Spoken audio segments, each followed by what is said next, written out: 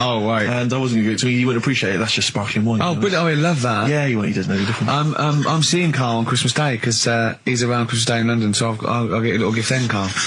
Right. That'd be good, wouldn't it? It'd be a nice little... Okay, answers. We must give the answers. You would have to go to bed at 6, though, so we can play.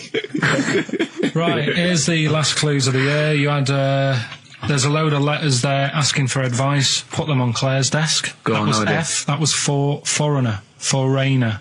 I don't know what you mean. Claire Rayner, she took advice, she gave people advice, so that's a foreigner. That is shit. Right. I'm sorry, that might be Christmas, that is absolute garbage. A lot of people got the right answer. I know, that annoys me even more. The second one, ask your mum. Foreigner. Yeah. Foreigner. Second one, ask your mum if you should. That was S. That was Shalimar. Shalimar. Right? No, bizarrely, what was the clue there? Ask your mum if you should. No, we got a lot of people saying Smashing Pumpkins as the answer to that. But I don't know who's saying that today, Mum. Smashing Pumpkins. Merry Christmas, Mum. Smashing Thanks Pumpkins. very much. Nice bollocks. Yeah, exactly. Oh, that's great. That's great. Right. Smashing Pumpkins. Your dad bought them for me for Christmas. Yeah. And the last one, Lovely plums. What, my Victorias? Oh, God. right, we've got to wrap it up. Come on, then. A couple of people were arguing in the supermarket at the fruit and veg counter. That was B, that was banana drama. They were like having an argument. What do you mean banana drama? What, no, wait. What group is banana drama? What group is banana drama? So, you're a fool. You're a twat. Well, you say that, but you accuse Carl of that. You're also accusing lots of the listeners, including the winner, Nicola Rogers, of London, and she wins those great prizes, and she got them bang on, so... Banana drama. so can we finish there now? Yeah. Yeah, What do you mean? What do you mean? Can we finish there now? Just play the ads and go. What? No, what are you talking about? We're going to play Jerry Jerry River River. all day. Play that then. Goodness me, Carl, look at you. We haven't got time. Merry Christmas, Carl. Merry Yeah, Christmas, yeah. Carl. Enjoy the show. Let's give him a little kiss. Oh, a little kiss. Oh, no, I with tongues, it's Christmas. No, don't. Stop messing about. Get up! The featured film's not bad, I have to say, actually. You've excelled yourself there. Again, it's just one of those things where I think, what kind of XFM listener would want this particular goodie bag? I know before Christmas, Carl, you explained that the Look reason at we were Carl's giving away... face, he's disgusted, because he just said, I do a lot of work to get these prizes, and I went, no you didn't, I saw you, he went over to a drawer and went, I'll give that one, and that one. That's what work you put in. You nicked some, there's about 12 Jerry Halliwell videos, one of which we're giving away. It's sort of like, you've given it away? oh no. Yeah, if you'd like Jerry Halliwell's Body Yoga DVD, then, you know, that's one of the treats you can win. But it does, like, if you remember before Christmas, he said that he was giving away a kind of bumper pack of gifts that you might want to wrap up and give to various people. one for Uncle, one for Auntie. But obviously Christmas has passed, so I don't know really what your excuse is this time. You eat a lot over Christmas, don't you? Get a bit fat. Fair point. Yeah. So, Jerry Body Yoga is one of them. The recent, on DVD, the recent series of Wiedersehen Pet. Yeah, reaction. Could you give me that reaction again? Well, Rick? no, just give me that reaction again. No, Yeah, brilliant. And actually, I have to say, this isn't bad at all. This is the very best of the Stone Roses CD. Well, you can't knock that. You can't knock in fact, that. I'll tell you what, we should play Elephant Stone at some point. Yeah, today, 'cause it's we'll going have that. Go on. Madness. I think this is actually tunes from them and not from the musical, although it is tied into the musical. He went to see that musical. Really? Yeah, on New Year's, you know, it's like on New Year's Day, there's nothing to do. Sure. So you go and see Suzanne some out. people doing madness songs. No, I took Suzanne out for a walk, right? Yeah. Went round Covent Garden, Right. past the place where it was on. The stage door was open, you snuck in. Well, I said Madness are all right, and because when you think about it, Madness songs are quite sort of musical anyway, aren't they? So you can't. They're quite musical. Do you know what I mean? They sort He of. means they're Oh, I like a see, right, they're musical, like a musical. Knees Up Mother Brown. I thought it was all right, enjoyed it. Blur the musical would be good, wouldn't it? Blur the music will be excellent. Yeah, little Cockney so Sparrow. what, you bought tickets there and then and just went in? They're not selling, are they? It was fairly quiet because we only paid the lower price and we got upgraded for free. Nice. So You enjoyed it, did you? I'd loved it. And would anyone like to come on stage with us? Yeah. The little bald fella. Yeah, go on, I'll give you a go. And what home are you from? Where are you? What are you doing tomorrow? Well, I'm going. No, you're coming here tomorrow. Come here tomorrow. Is he not doing well? That's a disappointment. I don't know. I mean, it was New Year's Day, so maybe that's why it was quiet. Okay, well, if anyone hasn't seen this or didn't receive it for As Bono Christmas, said, all is quiet on New Year's Day, Carl. Yeah. Also, we've got to give away Minority Report by I like that. Steven I enjoyed Spielberg that. with Tom Cruise, which is on VHS. A good rip-roaring sort of film. It's not bad. That's probably the best thing we're giving away, but as I say, we can always leave some out if you don't I'm want. arresting you for the future murder of Sarah Marks. Brilliant. That's the sort of excitement and drama you'll be getting in it. It's not brand Bill new. takes to there. I got that off Paul Anderson. He said, here's something to watch over Christmas. So you've actually watched this already? Yeah. All right. I've rewound it. That's probably added to it, though, isn't it? It's touched by the great man himself, Karl Pilkington. And it's alright, I'd say. It's worth a watch. Can I just ask Carl how he got on over Christmas? Because the last time I spoke to him, you hadn't bought a present for your girlfriend. I had to say I was on tenterhooks all Christmas. Well, you changed it. After that show, I felt bad, even though I shouldn't have done, because... Because you hadn't bought your girlfriend a Christmas Yeah, but present. I said to you, I booked a table at a hotel in Covent Garden, had Christmas dinner there, which was nice, right? It's good food and everything. Didn't feel like enough to me.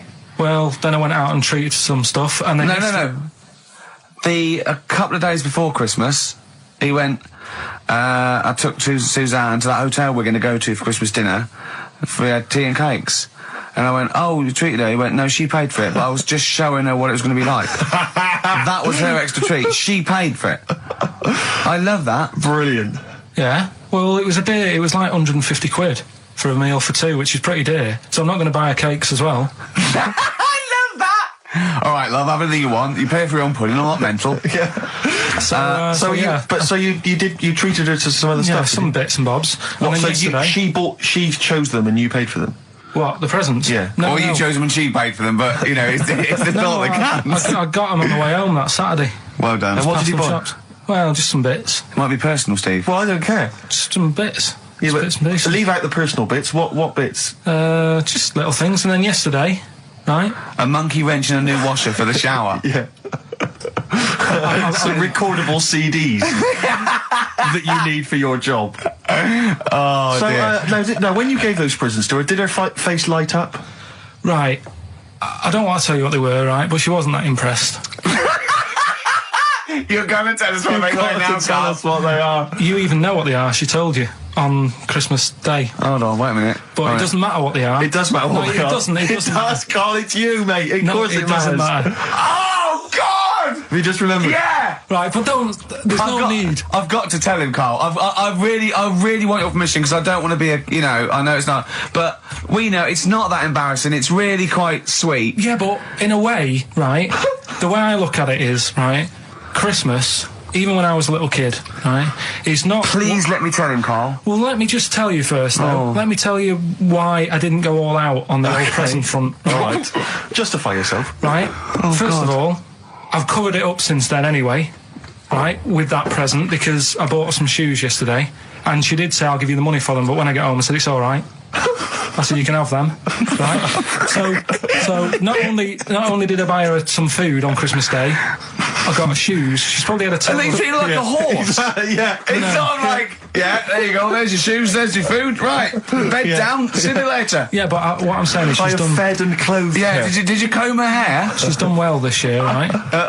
So, the thing She's is... done well this year. It's like you're a single parent living on a council estate with a smack problem, and you still managed to buy them some Lego. When I was a kid, right, it wasn't about what you got.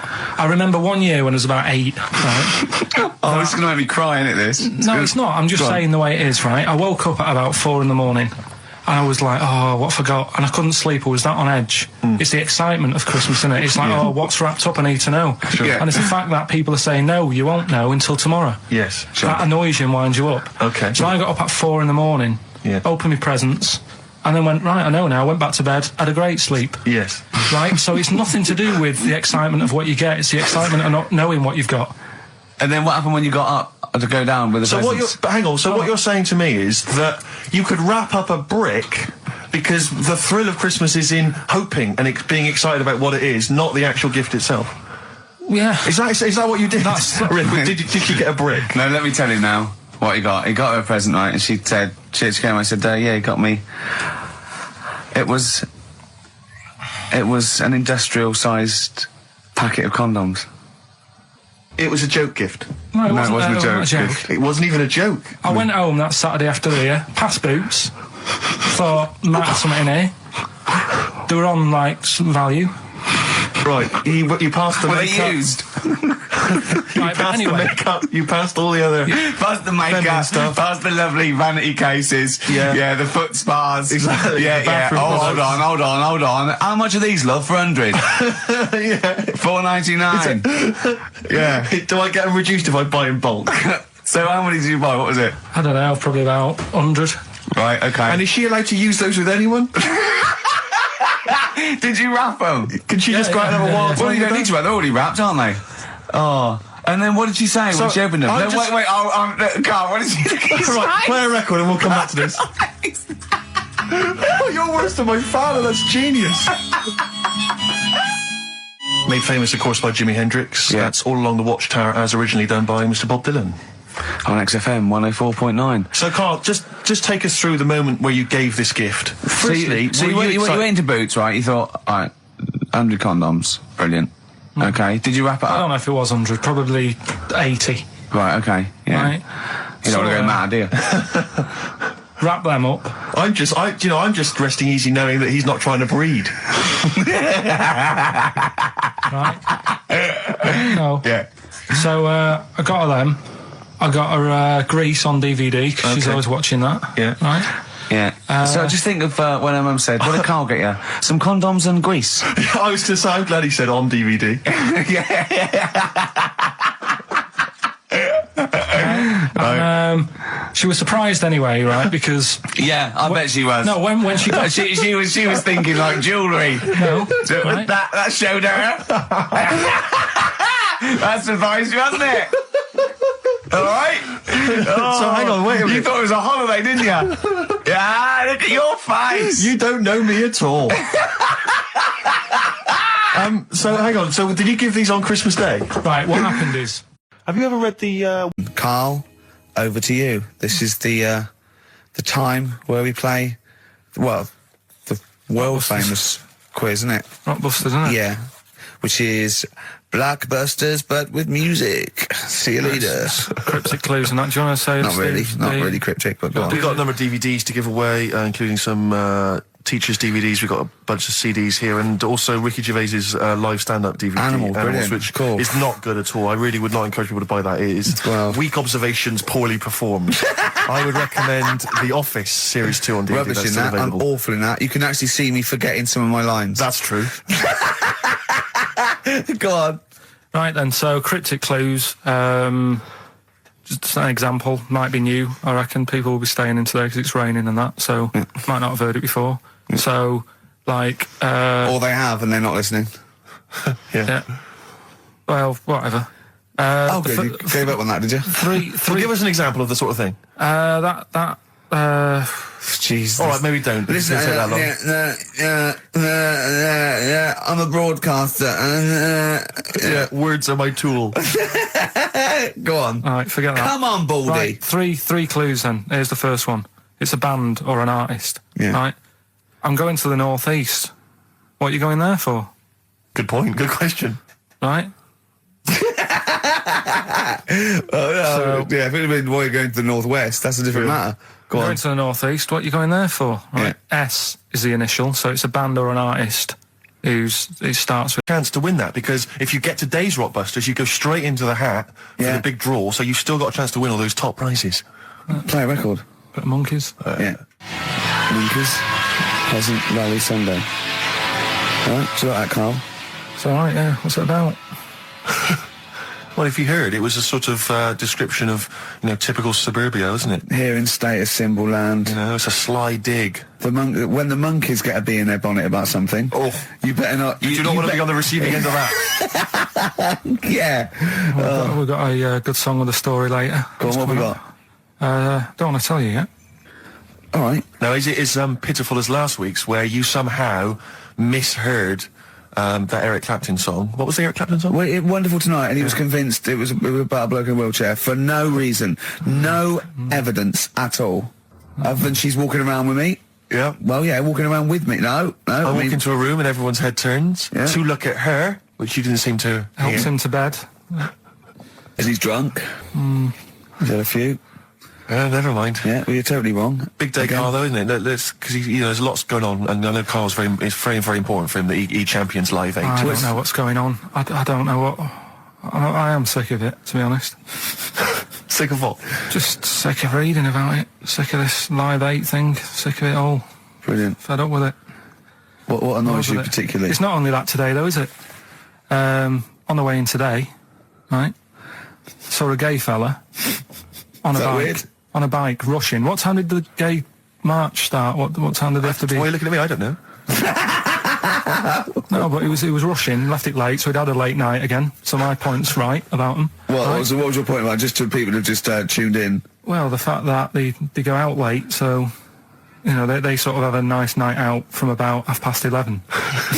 They're riding in the jeans at like half past 10. In their jeans. They're leather trousers. But anyway, right, so... They're cutting the back out of their leather trousers about 10:30 at night. I'm on the way in, right, and I see one stressed out, rushing, right, on a racer, wearing high heels. Oh, I love you. He's 50's dad, isn't he? He's angry. He's just angry. If you're a gay fella and you're proud to be gay, but you also want to make poverty history, you don't know what to do today, do you? You're all racing all over the place. Must be murder. It seems a bit unfortunate that they've put them on the same day. Yeah. Well, you can get little leather studded wristbands that say "Make Poverty History." Yeah. So you can join in on both You can parts. kill two birds with one stone. Yeah. But why is Live 8 stressing you out? It's for a good cause. You must have, I know we've discussed this in the past, and you don't really know what you're talking about. But I mean, maybe that's the problem. I'm just, I don't know. I mean, I could have told them ages ago that there was no way that they were going to pay it back. I knew that was going to happen. Doctors have removed a 4-pound baby boy from the stomach of his 7-year-old twin brother. Yeah. Alan Jan Niamatilev was yeah. born with the freak fetus growing inside him. For 7 years, it lived like a parasite until a school doctor became alarmed about Alan Jan's bulging tummy and took him to hospital. Surgeons who gave him a scan operated immediately, unaware that the baby was attached to the boy's blood vessels and still alive. They saved Alan Jan from certain death, but knew the 8-inch fetus was doomed. So there we are. Boy pregnant with his own twin brother by Barbara Davis. That was in the Mirror, apparently. So I've read on, and all the facts are right. They took him to the school. The parents didn't realise. And that isn't even this week's Freak of the Week. I mean, that's You still got to that for come. free. You got that. You can have that. That's the free freak of the week. Free freak. That's giveaway. That's like 13.5% extra. Yeah. You know what I mean? That you might get with hairspray or something. So that, I mean, if that's just the throwaway freak of the week, there are 2 freaks of the weeks there. If those 2 freak, I can't wait to see what the actual freak of the week is that people are paying for. Is it incredible, Carl? I'll tell you what, something else you can have for free. Go on. Another sort of freaky thing, right? I was watching this programme in the week. Right? What? I don't know what it was. But it was about, I just saw this little fella on it, right? What do you mean, little fella? He was doing this history thing, Oh. right? Yeah, I know what you mean. So, is this he's found out that a Viking was a bit like him? Yeah, that's it, yeah. He was boneless or something, or he's... Well, that's the weird thing. What do you think of that, Steve? He's what? He's boneless. No, he was called Harry the Boneless or something. Yeah, but you know what you're going to get there, don't you? That's what I mean. Always have a name, Elephant Man, you know. Harry the Boneless. Where is he? You know what I mean? I'm meeting someone, waiter, what's his name? He's called Harry the Boneless. He's over there flapping around. Yeah. Yeah. Having some He's over there revenge. in the bucket, having noodles. That's what I mean. But, do you reckon you could do that? Do you reckon you could have your bones taken out? I love talking to him! He's brilliant, it's like talking to a 5-year-old. I was asking Suzanne when she was watching it, and she was like, ask me later. Yeah, brilliant. She wanted to know about, What did you said? You were watching this programme about history, right? About Vikings. Something like that. You turned to your girlfriend and said, do you reckon you could have your bones taken out? Yeah. I love that. What do I you mean, think? that is why you are my favourite What do you mean you think you can have your bones taken out? Firstly, why would you have your bones taken out? If you've only got a small flat or something, and there isn't much room, Yeah. right? And what I mean is, would all your organs still do the stuff? No, they wouldn't. You'd just be mush. Listen, I'll teach you something now, right? The skeleton, right? Spam. Yeah? Support, movement, anchorage. No, support, protection, anchorage, movement. Spam. That's what That's what the bones do. Yeah? You couldn't stand up. You wouldn't be protected because they protect his rib cage, skull, of course, anchorage, everything holds onto it. Every muscle is tethered to pull against something, like a crane, a pulley system, so you wouldn't be able to move at all. Do you know what I mean? So you'd be in a bucket. There'd be nothing, well, you'd die immediately, obviously. No, you can't have your bones taken out, Carl. I mean, why do you need to ask that question? Sorry, but Boneless Bob, or whatever his name was. Harry the Boneless. he presumably didn't have any bones. I mean, that's why he had that name, obviously. No, he did. No, he's got the name. Yeah, exactly. Freak of the Week's coming up now. Oh, cheeky. Freak of the Week. Right, well, we've had some interesting things we've been looking at. This week, it's about the strangest couple that ever got married.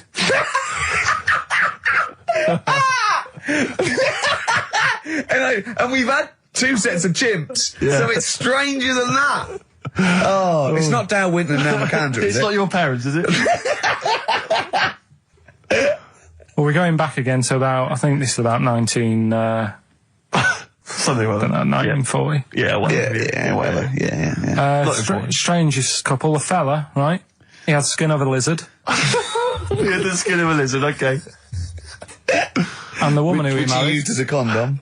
The woman who he married. Yeah. Airiest woman ever. Right. And that was their act. They used to tour the world, and they'd say, it's like, a couple who've met, they're having a great life. Just get them out on stage, here they are. And they'd What do you mean out. he had the skin of a lizard, first of all?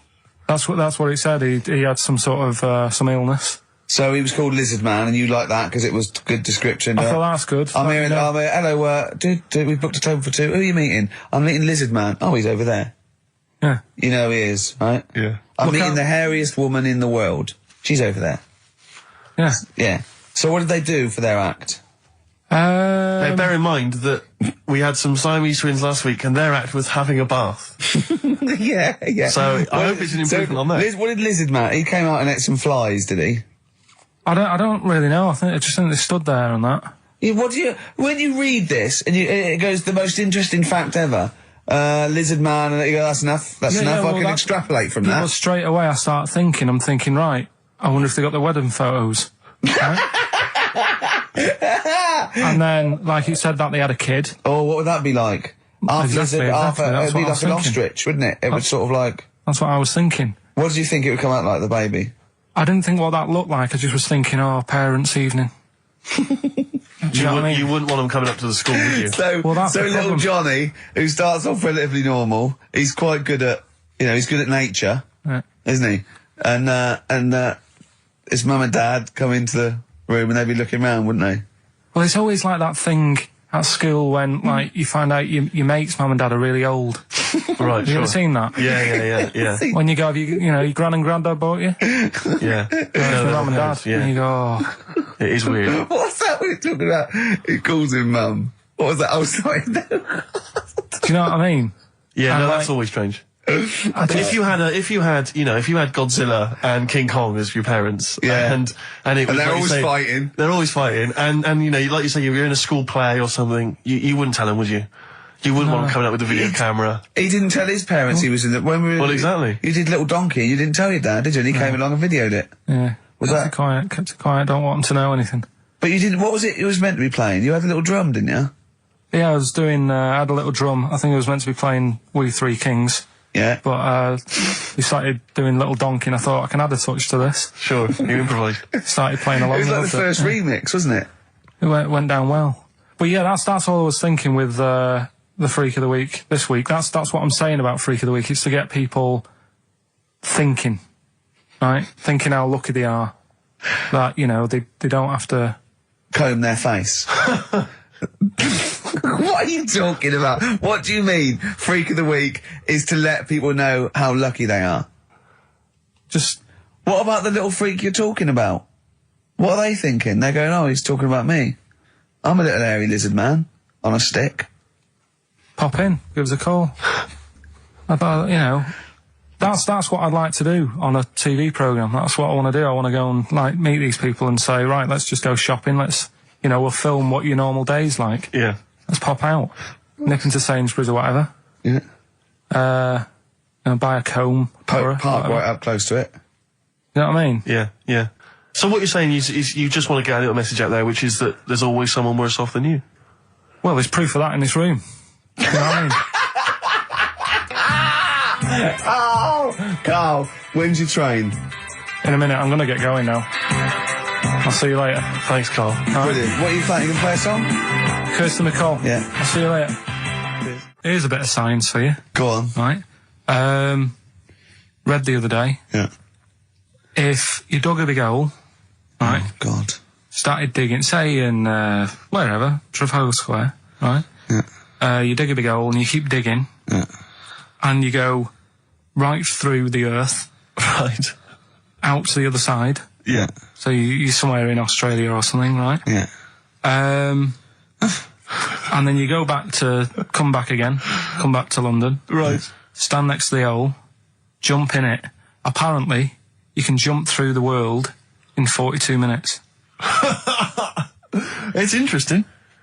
But then I was thinking, will you fall? And then when you come out the other end, would you fall back again? Well, yeah, you would, wouldn't you? What would happen is you'd accelerate 10 meters per second to the centre of the Earth. And you start slowing down. but you know, you'd have such inertia, you'd nearly go as far out the other end before it was like a bungee jump. So you'd nearly get as far as the other end, and then you'd go back again, and you'd keep going until back and forth, getting further and further away from making it until you went sort of back and forth in the centre, and then you'd stay still in the centre. Have you drilled a hole through the earth? Get in touch. Email xfm.co.uk and just let us know how you got on. Did you get to the other side? Did you get to Australia? Did you buy... I'm a little bit concerned about your toilet discussion. What exactly is your point again? I was just a bit bemused. You see, it's a tricky one. All I'm saying is, right, there I was at the pub quiz. I go to the toilet, not thinking about anything. I try to go, right, there's a little gay fella next to me. I love this little gay fella.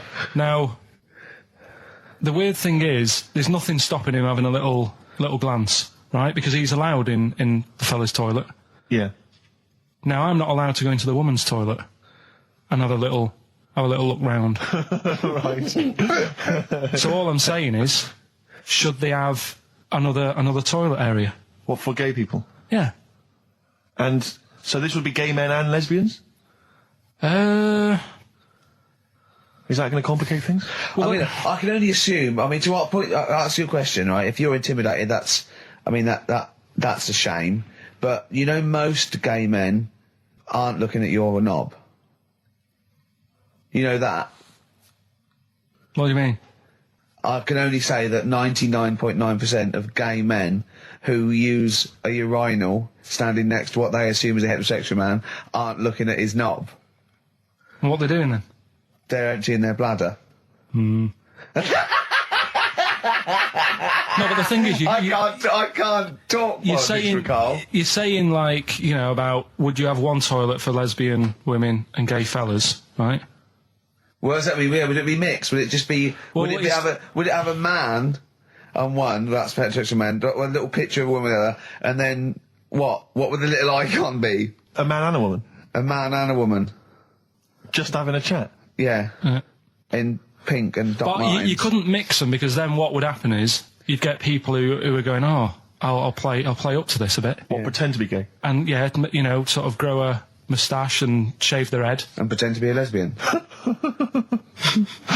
Right. Yeah. So I see. So you know, people pretending to be gay so they could go in and have a look at the lesbians. Yeah.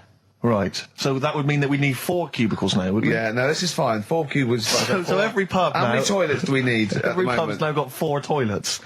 Oh, Carl, bisexuals. Yeah. Now, interesting. Bisexuals. How many toilets do we need now? Call the council. Will you use any? Huh? No. No, because they're interested in everything, aren't they? Because the little bisexual fella will be looking at your knob. Right, with them, Yeah. what you do, you just have a door, you open it, and there's one urinal there, so you can't get a queue. they have to sort of wait. I just thought that, well, why can't there just be a thing between the urinals so no one can look at anyone else's nut? Wait a minute. Just to go back to Ricky's point, what stops, even if we've got the toilet for gay men, what stops the gay men who want to have a look at your willy going in the regular toilet and pretending that they're straight? Most men don't Who is going to police this? wear gay across their No, head. exactly. They don't have a tattoo. There's no branding yet in the British house where they have to declare. So we're going to have to expand this. What so we've do all you- got to carry identity. Do you know you can see a gay, can you? Coming a mile off. No? No, I'll just hold it in next time. No. Can you tell gay men? Do you know a gay man? I'd say probably if you did if you lined some people up and said point them out, I reckon I'd get. But hold on, we're not talking about people dressed in leather with the arse cut out and an handlebar moustache. Yeah. We're talking about, the everyday, No, non-seen. of course, no. Well, yeah, but I mean, suppose I put you in a room and there was 10 naked men, right? Yeah. And there's 5 gay men and 5 hetero. Could you walk along that line looking at those gay... Am I naked? No, you don't have to be naked. Why would you have to be naked? To catch them out. How would you catch them out? Don't go into it. Don't go into it. Play a record. I was telling you about the woman over the road where I live. The one that walked around naked? There's a woman who walks about the flat naked, This right? is when Carl was watching a woman naked. Then she looked at... saw him looking. So what he did, this is the genius he did to get out of this, he pulled his pants down so he was naked too. His girlfriend comes in and goes, Carl, what are you doing? He went... I can't tell you now, but don't look out of the window. Yeah, go on, So sorry. that woman, she's bought some blinds.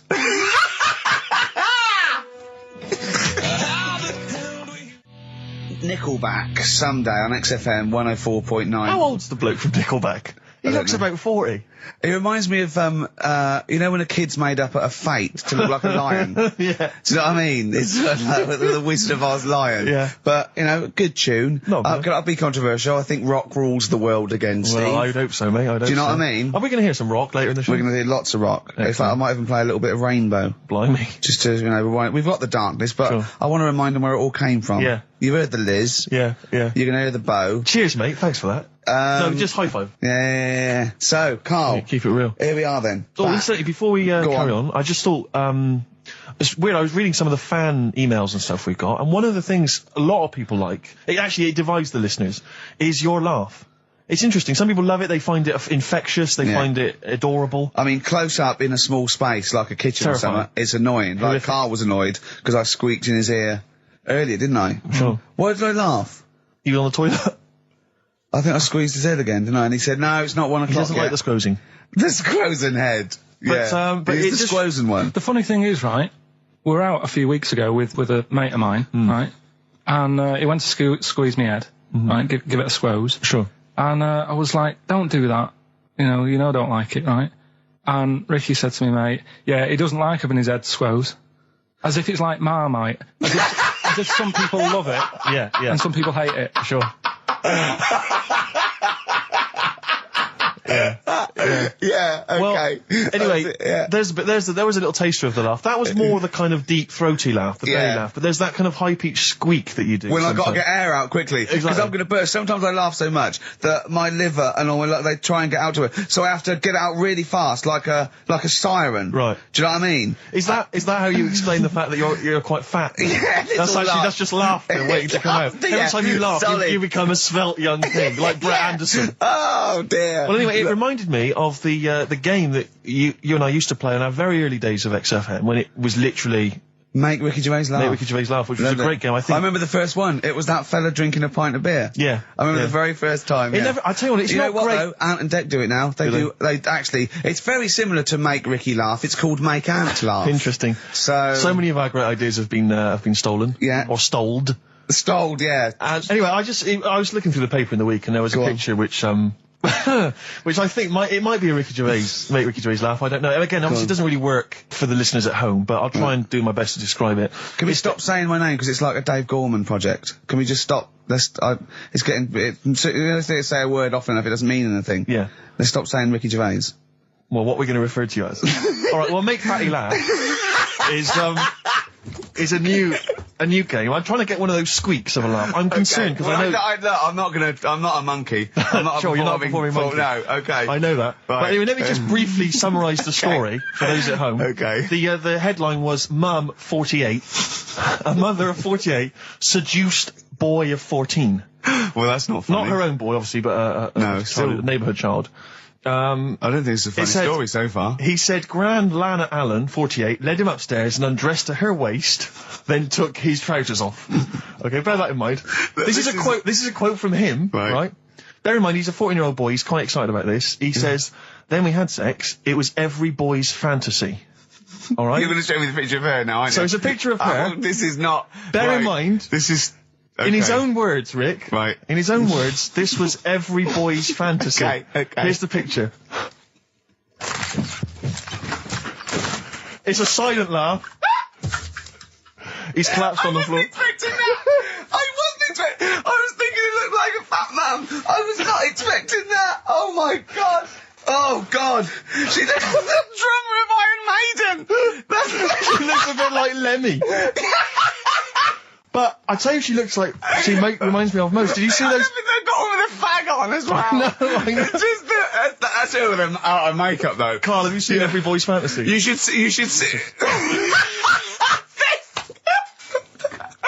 Oh god. Have a look, Carl. Oh god. How old is she? 48.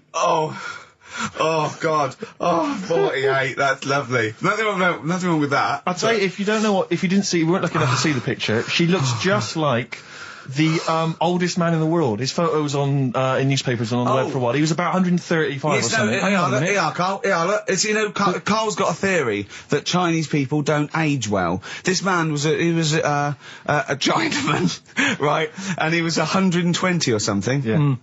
Did you see a picture of him? Yeah, he's still alive. No, he's not. No, He's he's dead. not. No, He's died dead. at 120. So He said 120 or something, but makes you wonder. What makes you wonder? Well, because they don't age well. I think he's using that. He's probably about 37. Oh god! Honestly, we walk down the street, right, and we see an elderly Chinese person, right, and Carla go, "Oh, I just think he is." Yeah. Like it's not. I don't understand this notion that Chinese people don't age well. I don't know where this has come about. No, I mean, I'm not having a go. No, right? I never want anyone to think I'm like having a go at them. But they are really good looking and they're healthy and that. Till they're about. I've never seen one, right? Can you tell me if you've seen a Chinese person who's about 30? It's either 20 or 50. There's no middle ground. This is what I came back for. This is 2 hours of absolute drivel from the brain of Karl Pilkington. Let me just check something. So the Chinese gentleman who died recently was 130. Your theory is your theory is that he's maybe in his late 30s, early 40s. Yeah. This is an elaborate conspiracy on his part, because obviously whenever they talk about the oldest people in the world, it is always a Chinese person. Yeah, invariably. they do, yeah. I mean, they seem to win that every year. Go on. So your theory is that in those small backwater villages in China... Ross McWhirter comes to a little village. They go, the Guinness guy's on the way. He goes, well, until recently, the oldest person in the world, how old are you? And they're so embarrassed, because they think they look about 120, they go, 120, they go, really? Go, yeah, can I have his birth certificate now? In fact, I think this Chinese bloke it wasn't verified by the conspiracy because he didn't have his paper. Are you familiar with this thing that they can do if you're dead, right? No, not if you're dead. It's like if you're ill and you know you're going to die, right? I don't know what this is anymore. Extraordinary. Have a rest. Himalayas. Himalaya. What? Listen, this is an interesting fact. Come on. If you're ill but you know you're going to die. Yeah, you can have this thing done in Detroit where you get put in a fridge. Right. And if they work out, what's wrong with you in 20 years' time, they go, right, that fella is in the fridge. He had that. We can sort it. Let's get him out.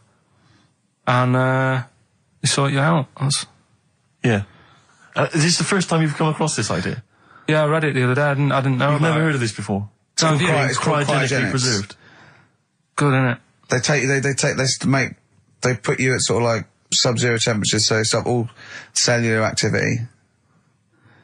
So do you stop aging at that point? Yeah, it's suspended animation. So Well, what's the law on it, right? Because say if I had something, right? Yeah. And I said, oh, put me in a fridge, and when you've got the cure and that, wheel me out, sort me out. Say if they did that, Yeah. and it was like 40 years, Yeah. and in 40 years' time they get a cure for me. Yeah. Would I have to stay with Suzanne? Because she'd be 70. Do you mean what are the rules? Should you be allowed to date a younger woman? Well, it's not fair, is it? It's like good news, we sorted you out, but... I don't think she'd mind. I reckon she'd she'd have the best 40 years of her life. Yeah. And plus, they're never going to find a cure for what ails you. That is genius. That is brilliant. You come out, you're cured, and you go, oh no. I love the fact that's what he'd be lying there. If you could think while he was in that state, you'd be thinking, oh God. She's losing her looks. Yeah. Just, oh dear. But everything else as well, like, my job wouldn't be here. No. No. Although the figures would have gone up a little bit. Flat's probably gone or knocked down or whatever. Sure. Yeah. Most of my family would be dead. Yep. So what's the point? What? How do you know about it? Who's done it? Well, famously, Walt Disney, apparently. I mean, Walt Disney actually did die, but had his body preserved so that should they one day be able to bring back people from the dead, they need Walt Disney. Hang on, who do we have? But with him, nothing is going to change, because when he comes out, Mickey Mouse will still look the same. Sure. Unplug and all that. Play a record! I don't know where your mind is! Play a record! And there was also a fella in the week who said that women shouldn't be wearing trousers. Why? Because they don't look good in them. Right, and who is this man, and from what era did he- French fella. Okay. Last week. Did he mean walk around naked? He just said women should wear skirts rather than trousers, because no woman looks good in a pair of pants. Right. How old was he? He was probably about 67. Uh-huh. About that, 67, 68. Yeah, yeah. Wasn't happy with that. What do you think? What do you think about that? It's rubbish. Yeah. These are the only things that have caught your eye over the last couple of weeks. This is the entire news. Galileo did something with light. A French fella said women shouldn't wear trousers. See, that to me wouldn't pass as education. It's not education. I don't know where you could ever use that. I don't know when that would ever be applicable to life. I just like reading stuff that sort of reminds me of... Do you know what I mean? If I read it and it gets me thinking, I think that's a good little piece. But, I mean, but surely can't you just sort of like sit near something that vibrates to keep your brain going? Or shake your head every now and again? I mean, what does this do? You mean it makes you start using your brain? But what aspect of a Frenchman said women shouldn't wear trousers got your mind working? What questions were you Because I asking? thought that's a bit daft, isn't it? Right? Yeah. Okay, And I it was ends there thinking- with me. There's nothing else. There's nowhere else for me to go on that. He closes Your the mind's gate. still worrying. Yeah, go on. What did you think? Let's go through this. Oh, I wish we could download his I know, thoughts. I know. Just watch it. Yeah. Wouldn't it be great, like a DVD? Like a cartoon. Imagine that extra footage on the Office DVD. Yeah, Carl's brain. That would be With a commentary. amazing. Oh, with I a mean is- commentary. Go on. Women wearing trousers and that, right? On the estate that I grew up in. Yeah. On, right? There was a woman about 4 houses down. Right? Right. Rough. She's the She one was, or the estate. She was, right? Yeah. She's the one whose kid took a horse into her house. Yes. Right. Right. Now, we won't go over that again. No. If you're a new listener, I think we covered. I think they get That's the all you idea need to on. know. Right. Yeah. Now, she used to wear leggings. Yeah. Now, they're a bad idea. They are a terrible idea. I agree with you there, Carl. If you're a lady of What the colour? normo persuasion... Were they pink? No, they were sort of black, but with all bits on them. Oh, right. Do you know what I mean? What, toast and Just horse bits. droppings? Yeah, go on, yeah. And she used to, she's quite a big woman. Sure. Pauline Quirk, I think Yeah, we well, described her as. Looked like a light bulb when It she was is those bending kind of over in women that are leggings. attracted to leggings. Yeah, I know, yeah. They are drawn to them like a moth to a flame. Yeah. She yeah. used to wear them, and that's what I remember when I read this piece. She used to work on one of those sex line things. Right. Right, she used to do that. But What, was she, an engineer? the weird thing with her was, she had big eyelids Right. Go on. that were too big, and this is what I was thinking. What right? do you mean she had big eyelids? How big do eyelids have to be for you to go, they're big eyelids? What's she shoplifting with them? Would she come out of Dixon's with, like, radio stored in them? What do you mean she had big eyelids? It was another one of them popular things around our way. Do you know, like... What do you mean popular things? think They people go, oh, I'll tell you what, they're all the rage. Can I get some big eyelids, please? No, it was just like one of them things that people suffered with. Just big eyelids. They could hardly open their eyes. What do you mean? What do you mean? That's one of them popular things around where I grew up. People had big eyelids, they could hardly open their eyes. What does that mean? What sort of freak town were you born in? You had webbed feet people with big heads, you got women with big eyelids. What does big eyelids mean? Are you confusing her with the horse? Yeah. Did she have hooves? Look, what? Just too much skin. It was like the neck of a chicken. But on the eyes. Well, what's your point? Anyway, so there's this big eyelided woman with the And leggings. that's what I'm saying to you, though. That's...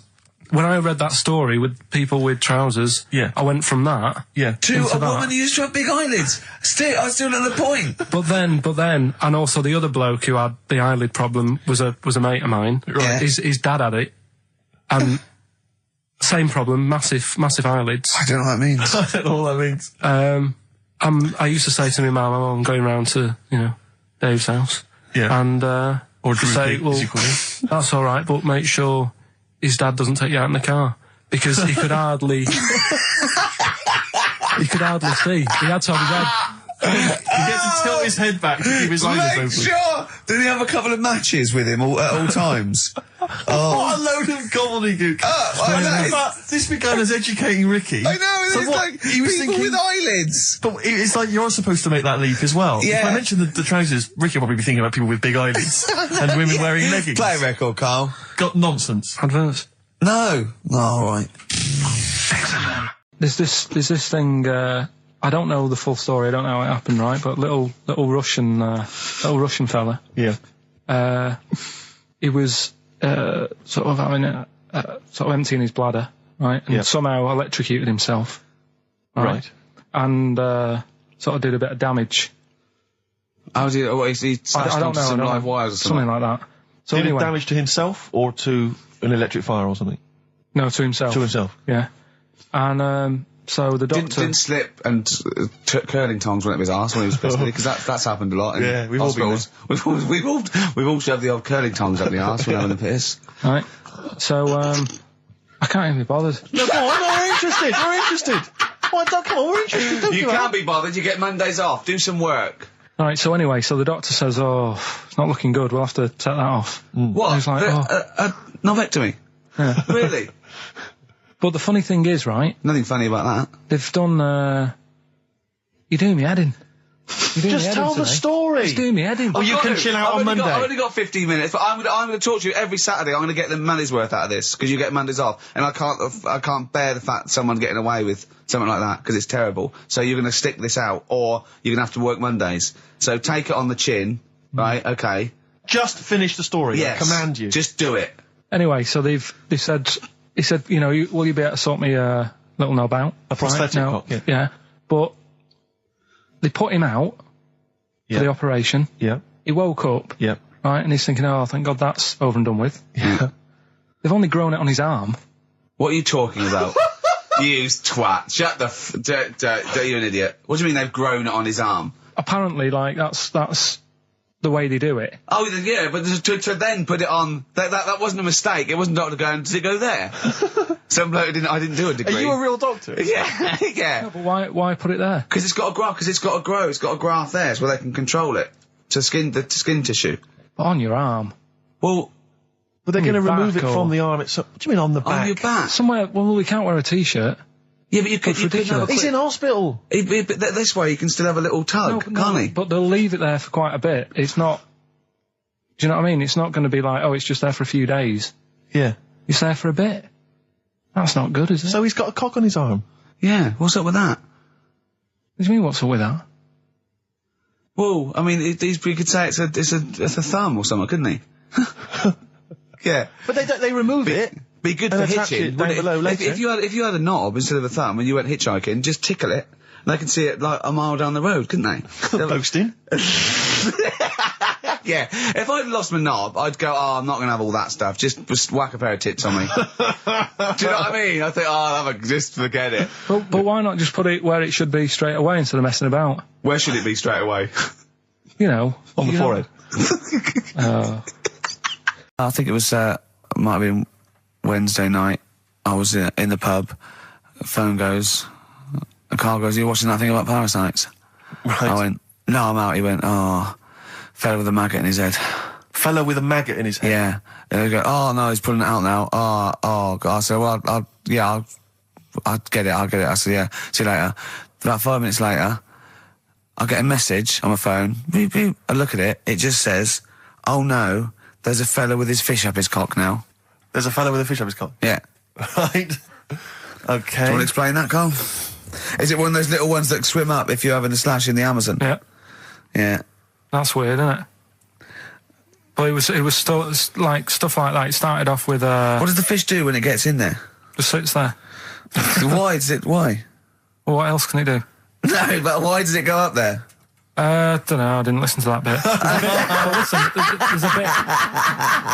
There's a bit. It started off with a fella who had a bit of meat and got a tapeworm inside him. Yeah. And he grew it for however long, and then it came out at the end. It was about 7 foot long. On purpose? Yeah, he did it on purpose. Yeah, for the program, right? I think probably slimming, isn't it? Well, I was thinking that could I mean, you're a fan of Waller. Could he purposely have about 8 of them? What, Rick Waller? Yeah. It's a good idea. Because they were saying how they eat, a lot of stuff when they're in you. They just eat all Well, of it. they take enough so you don't die, and nor do they, yeah. But, I mean, you've got to keep taking them out, haven't you? Because you'll still have the same weight, because it's got to go somewhere. So you'll have them in you. What you got to do is, like, let them eat your meal and then take them out. Do you think worm watchers will catch on? Yeah. So anyway, so that happened, right? And then, there was a woman with a maggot in her head. A woman with a maggot in her head? Yeah, she went on holiday, it got in there somehow. And, Stowaway. it it was massive. And the thing is, she had a hole in her head, and she's there being interviewed with the doctor, like, and you can see it just sort of sticking its head out. Like, do you know when you see a cartoon with a maggot in an apple? Yeah. And it looks around like that? Yeah. Why didn't they just take it out there and then? I think they could have done, but the doctor's messing about. It's like, well, it's good for the show, isn't it? And they left it in there. Right, that's libelous. Well, that is libelous. But I found it weird. Why not just grab it? Because there must be a reason. There must be one of those medical reasons that you don't really know about, Carl. Right. And another bit. This was the best one, right? Grab it. Right. There's this fella, and he was on his bike, right, Yeah. cycling to work or whatever, and he sort of sees this thing in the corner of his eye. Right? Literally in the corner of his eye. Or you mean he saw He just said something he saw in his something. peripheral He vision? saw Okay, something yeah. and thought, what's that? Yeah. So he thought, oh, doesn't matter, whatever. And he stops off at a cafe, right? Yeah. Get a little scone, a tea or whatever. And he goes in there and he's sat down, and the waiter comes over. He says, yeah, what do you want? He says, I'll have a scone and a tea. He goes, all right then. So he goes to get it, comes back. As he puts the tea and the scone down, his face is like, what is that? Right? Like a look of frightenedness on his face, right? Drops the tea and legs it. So the fella's going, what? So he legs it after the bloke and goes, what? And he says, oh, something came out of your nose. That was massive. Sorry, something came out Listen, of the this guy's is all survey. true because people would have watched it, so don't start saying it Sorry, didn't but hang on, happen. I just need to clarify. The guy on the bike... I don't believe he ran away. Wait a I minute. don't believe he legged it. I don't believe he had a look of frightenedness on his face, and I don't believe he said something massive came out your nose. Wait a minute. And I don't even believe he had a cup of tea in the scone. These are the things that I think are embellished. But who had something coming out of his nose? Was it the guy serving the scone? The one who was on the bike who ordered the scone. Yeah, but what was came out of it? his nose. Yeah, what was it? Came out of his nose. Right. So he goes home and he thinks, I've got to sort this out because it's not good and that. So he But sat. what? No, it was out of his nose. So you mean it poked out of his nose? It didn't come out. It just said hello and then it... It was like the maggot in the head. Yeah, he just yeah, popped, it just- popped his head out, had a look around and went back in. Why did the bloke drop the tea and run? Well, it's weird, isn't it? All right, so he goes home. He goes home and he goes, oh, God, you know. So he sits in front of the mirror and he's sat there waiting. This thing comes out. Again, sort of looks round, goes back in again. So he goes, oh. No scones. Right. Not interested. So he goes, I've got to sort this out. He goes to the doctors, says to the doctor, I've got something up my nose. It just keeps coming out and having a look round, going back in. Didn't say that. The doctor's like, oh, I haven't heard of that before. Right? Didn't say that. So sat there. It does it again. The doctor looks, you know, frightened again. Runs away? Yeah. He's got a look of frightenness on his face. He had a look of medical frightenness. He dropped his stethoscope and legged it. No, he said, I know what it was. He said, what? So you got a leech up your nose. He had a leech about that long. What's radio? Well, how long's that? 4 inches. 4 inches coming out of his nose. Next time it stuck its head out, he grabbed it, pulled it out. That's horrible, though, isn't it? Isn't it? You're like this. Peter the Great. You ever heard of Peter the Great? No. Okay, well, anyway, Peter the Great had his wife's lover executed. You'll love this, Carl. Right, so his wife had a lover, he had him executed, and he put his head into a jar of alcohol, and his wife had to keep it in her bedroom. Do you understand? That's every time she saw, every morning she'd wake up, and there was her lover's head in a jar. Who took his head off? He took his own head off. Play a record. Play a record. She had a lover, and never mind. Never mind. It couldn't be any more concise.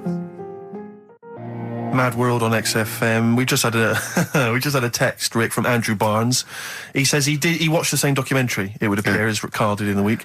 And he says here, just to clarify, the leech nose man got it up there when drinking from a muddy stream. And he goes on, one can only imagine the frightenedness he experienced. Carl. Explain to him once more what happened with Peter the Great. All right, so we've got Peter the Great. Yeah. Okay. And his wife had a lover. That's another man. Another man. Not Peter the Great.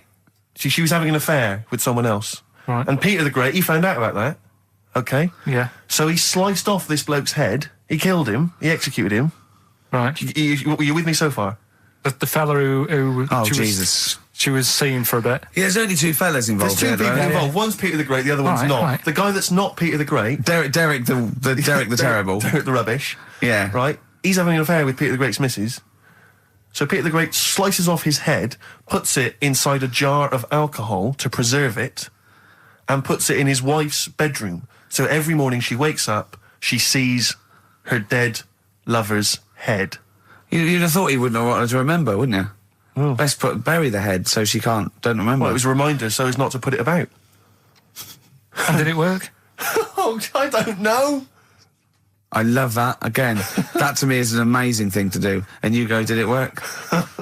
I mean, you've got quite an interesting mind, actually. I mean, you are, in some ways, really, really bright and intelligent. I love the way you think. You're one of the cleverest blokes in some ways that I know. Hello, it says I've got common sense. Well, yeah. And that's more important than knowing about, you know... But it's what it's like you follow the subplot, which is quite an interesting thing. Do you know what I mean? It's like you tell you a story, you'll always pick up on something that I didn't even think was an important bit. It's like you're looking out of the window all the time. So what's important about that head thing? What do you mean? The head in a jar. It's a grotesque thing to do. It shows ego, power, cruelty, and revenge. Although I think it probably did work because he is called Peter the Great. Yeah. So you'd assume he got it right. Yeah. I don't see how you can query that. That's the sort of facts you give us. You see now, you're on the other side of the fence, and you've got questions just like we've always got questions. No, but in Carl's thing, it would have been, turns out, some weird happened, right? And he was still alive. Yeah. And so she was still having sex with body. And his head was watching. Yeah. And Peter the Great didn't even know. The ancient Babylonians had What? Can I just stop you there? What's a Babylonian? My head's gonna burst! What do you mean, what's a Babylonian? I've never heard of one. No, but we'll work out, what's an Evertonian? Someone who supports Everton? Well, or from? From Liverpool? Yeah, so what's a Babylonian? He's from Baba. Yeah, well, anyway, some people from Baba, ancient Baba, They didn't have very many doctors in those days, all right? Because they felt that illnesses should be left to the wisdom of the public, right? So if you were sick, okay, you were placed in the city centre, right? And then a passerby... Outside Baba. Outside Baba. And a passerby who had suffered from the same ailment or who had seen it treated in the past, they would pass by, they would give them advice on how to be cured. Do you understand? So there'd be no doctors, just people passing by would see, they'd say, what's wrong with you? And they'd say, well, blah, blah, blah, I've had the same thing, here's some advice. And pedestrians were forbidden to pass such an individual without inquiring about the complaint and prescribing for it if they knew how to. So hang on, so there's someone ill. Yeah. It's outside the town hall. Yeah. People walk past, go, what's up with you? They go, oh, my foot hurts. And they go, oh, you've got to do this to get rid of that. Yeah. And were they ever right? Well, what do you mean? Were they ever right? Well, how do we know? What are you telling me? What? What have you just told me? What am I meant to take from that? You just said strangers sort of say, you've got that wrong with you. I think he's sulking. I don't think he's ever going to take anything we tell him again because we don't. No, but I don't like the fact that he goes, monkeys can do armed robberies, and we go, no, they can't. I don't understand what the problem is. But how is that different from telling me that a Chinese woman ate dirt? How is that not the same sort of Because that's weird. Someone sat in Trafalgar Square going, I've got a headache and I go take some Nurofen, isn't shocking.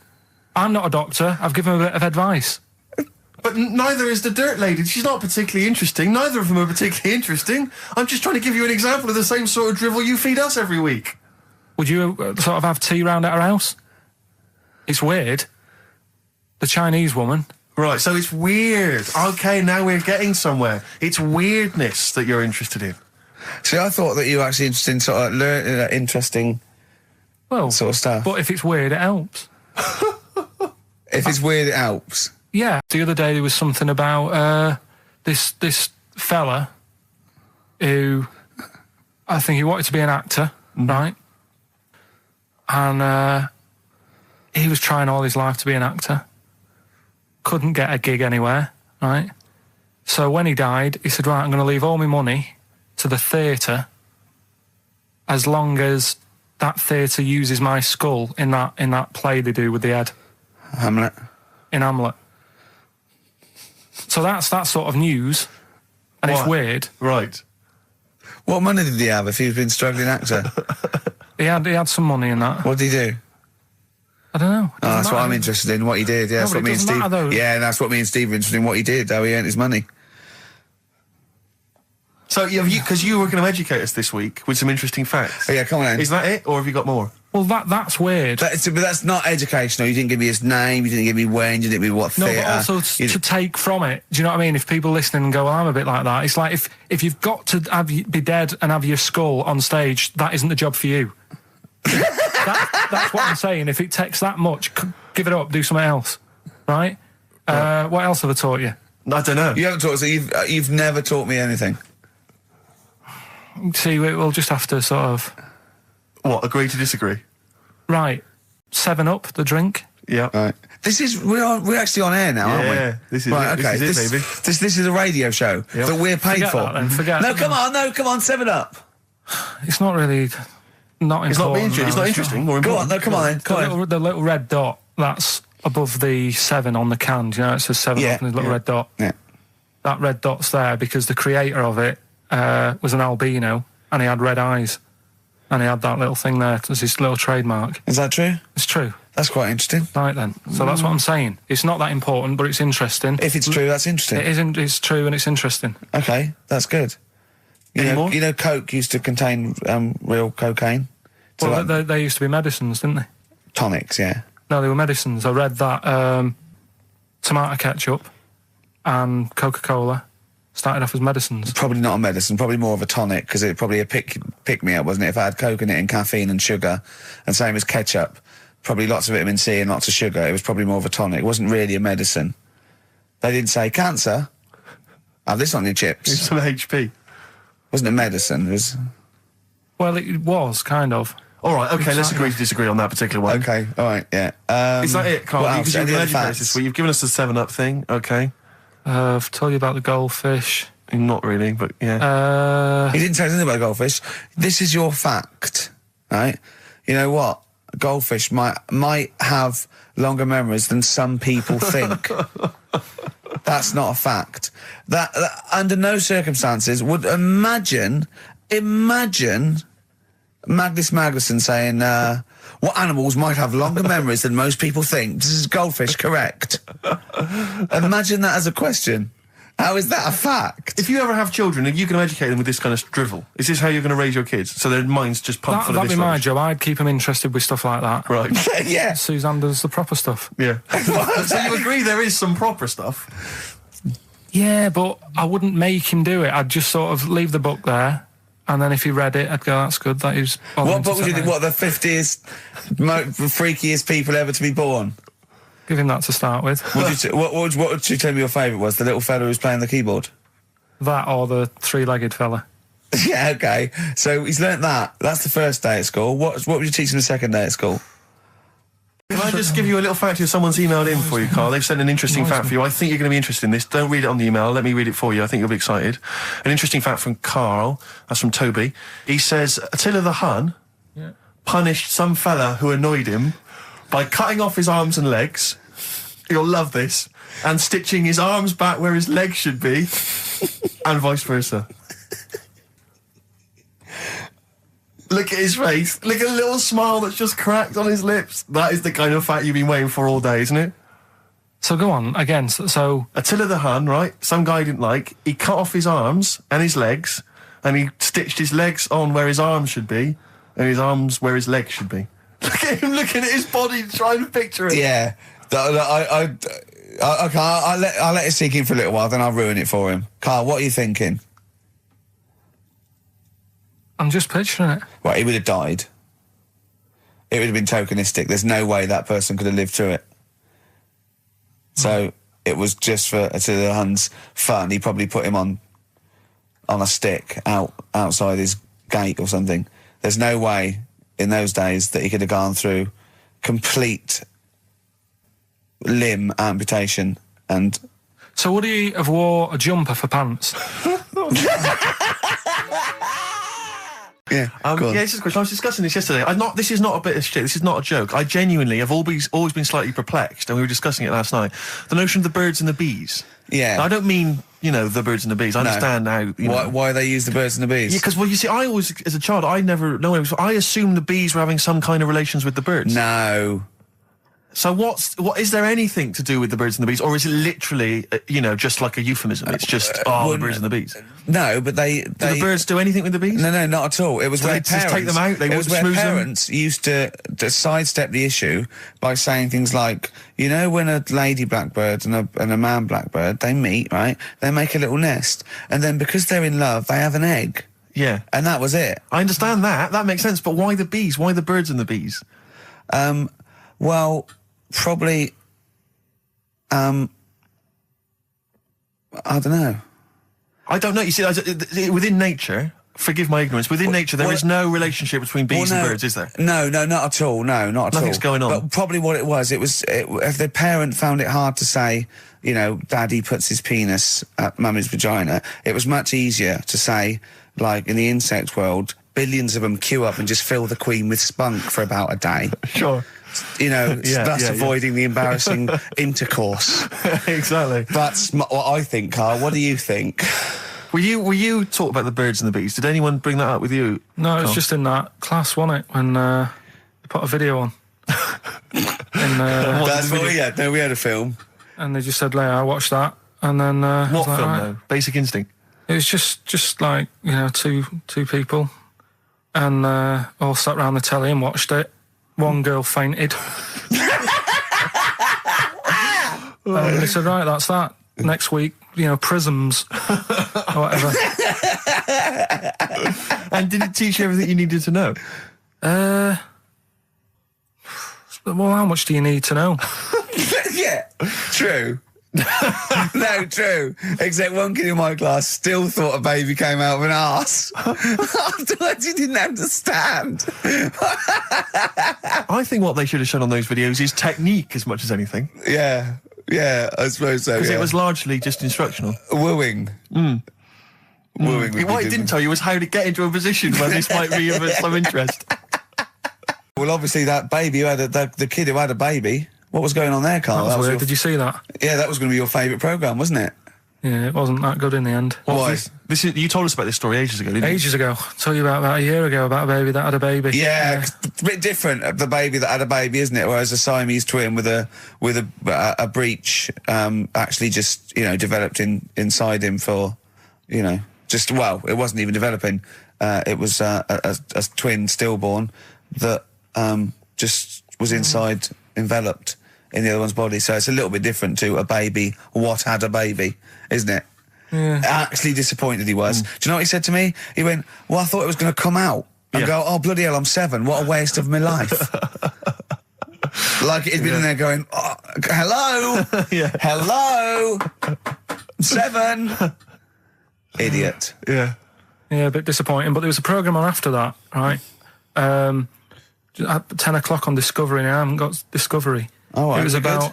Oh, I didn't see it. This is it. Okay. I was going to say to people, if they've got a copy of it on tape, if they can send it in. What was it? About a baby with 4 legs. Right. That was on... That 10 on... It wasn't a puppy? No. Just,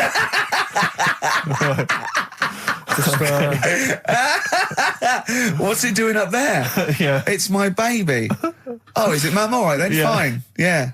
It's got 4 legs, yes. Yeah. Sometimes they do have Look, 4 legs. Dad's gone, he's never coming back, you've got to get over it.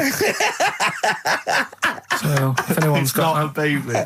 Send it in. Oh, Right, dear. okay, Send it in. good. So you want a tape with a baby with 4 legs. You're going to be disappointed again. It's not going to be like a baby with 4 legs who's running up the curtains. You know what I mean? It's not going to be that. It's probably going to be 2 legs and then 2 sort of like floppy appendages. You know what I mean? They're not going to be brilliant. It's not going to be like Jake the Peg. You're going to be disappointed. Funny you say that, actually, because in a survey, it came out this week. It's quite extensive. Mancunians take more sick days than anyone else. Mancunians take more sick days than workers in any other city in Britain and Ireland, according to Manchester-based employment firm. Survey by Peninsula found employees in Manchester take 11 sick days per year, whereas closest rivals Edinburgh and Dublin take an average of 9. Liverpool, Newcastle, Birmingham, and Cardiff only 8. Is Reading mentioned there? Or no, Bristol? it's not even in there. They don't take days off. London is only 7. So the point is, I mean, I don't know you can take anything from it, but if you were an employer and you had a Mancunian and a Liverpudlian and they were equal on everything else, but you really couldn't afford them to be away, Liverpudlian's going to probably be away for 8 days. Sure.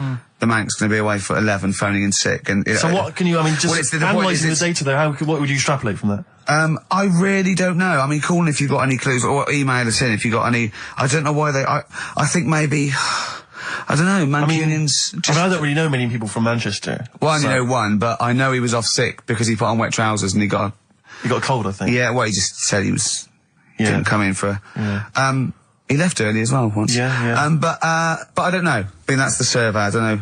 I mean, it's evidence because it's statistics, so there you go. It's guaranteed evidence that's proof. Any thoughts on that, Ricky.Gervais at xfm.co.uk? I mean, oddly enough, you're from Manchester, Carl. Yeah, I am, yeah. What are your thoughts on that? On what, sorry? On the survey. Oh, wasn't really listening. Sure. Well, Mancunians take off more sick days. They call in sick. I mean, presumably spuriously. Yeah. I mean, because they've got the same body. They're biologically the same, so...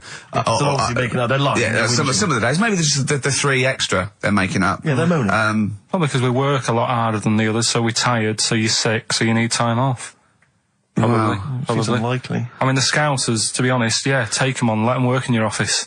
But you know how many computers are going to go missing? Right, that... So offensive. Is offensive. Right. This is a survey that proved. You just made that up. You just carried on the myth that Liverpudlians thieve. Now that's not true. That is not true. Well, it's not. Well, some of them do. There's been no survey that you're more likely to thieve if you're from Liverpool than if you're in Manchester. So that hasn't been proven yet. So all I've got is the evidence from a survey of, I think, 3,500 people.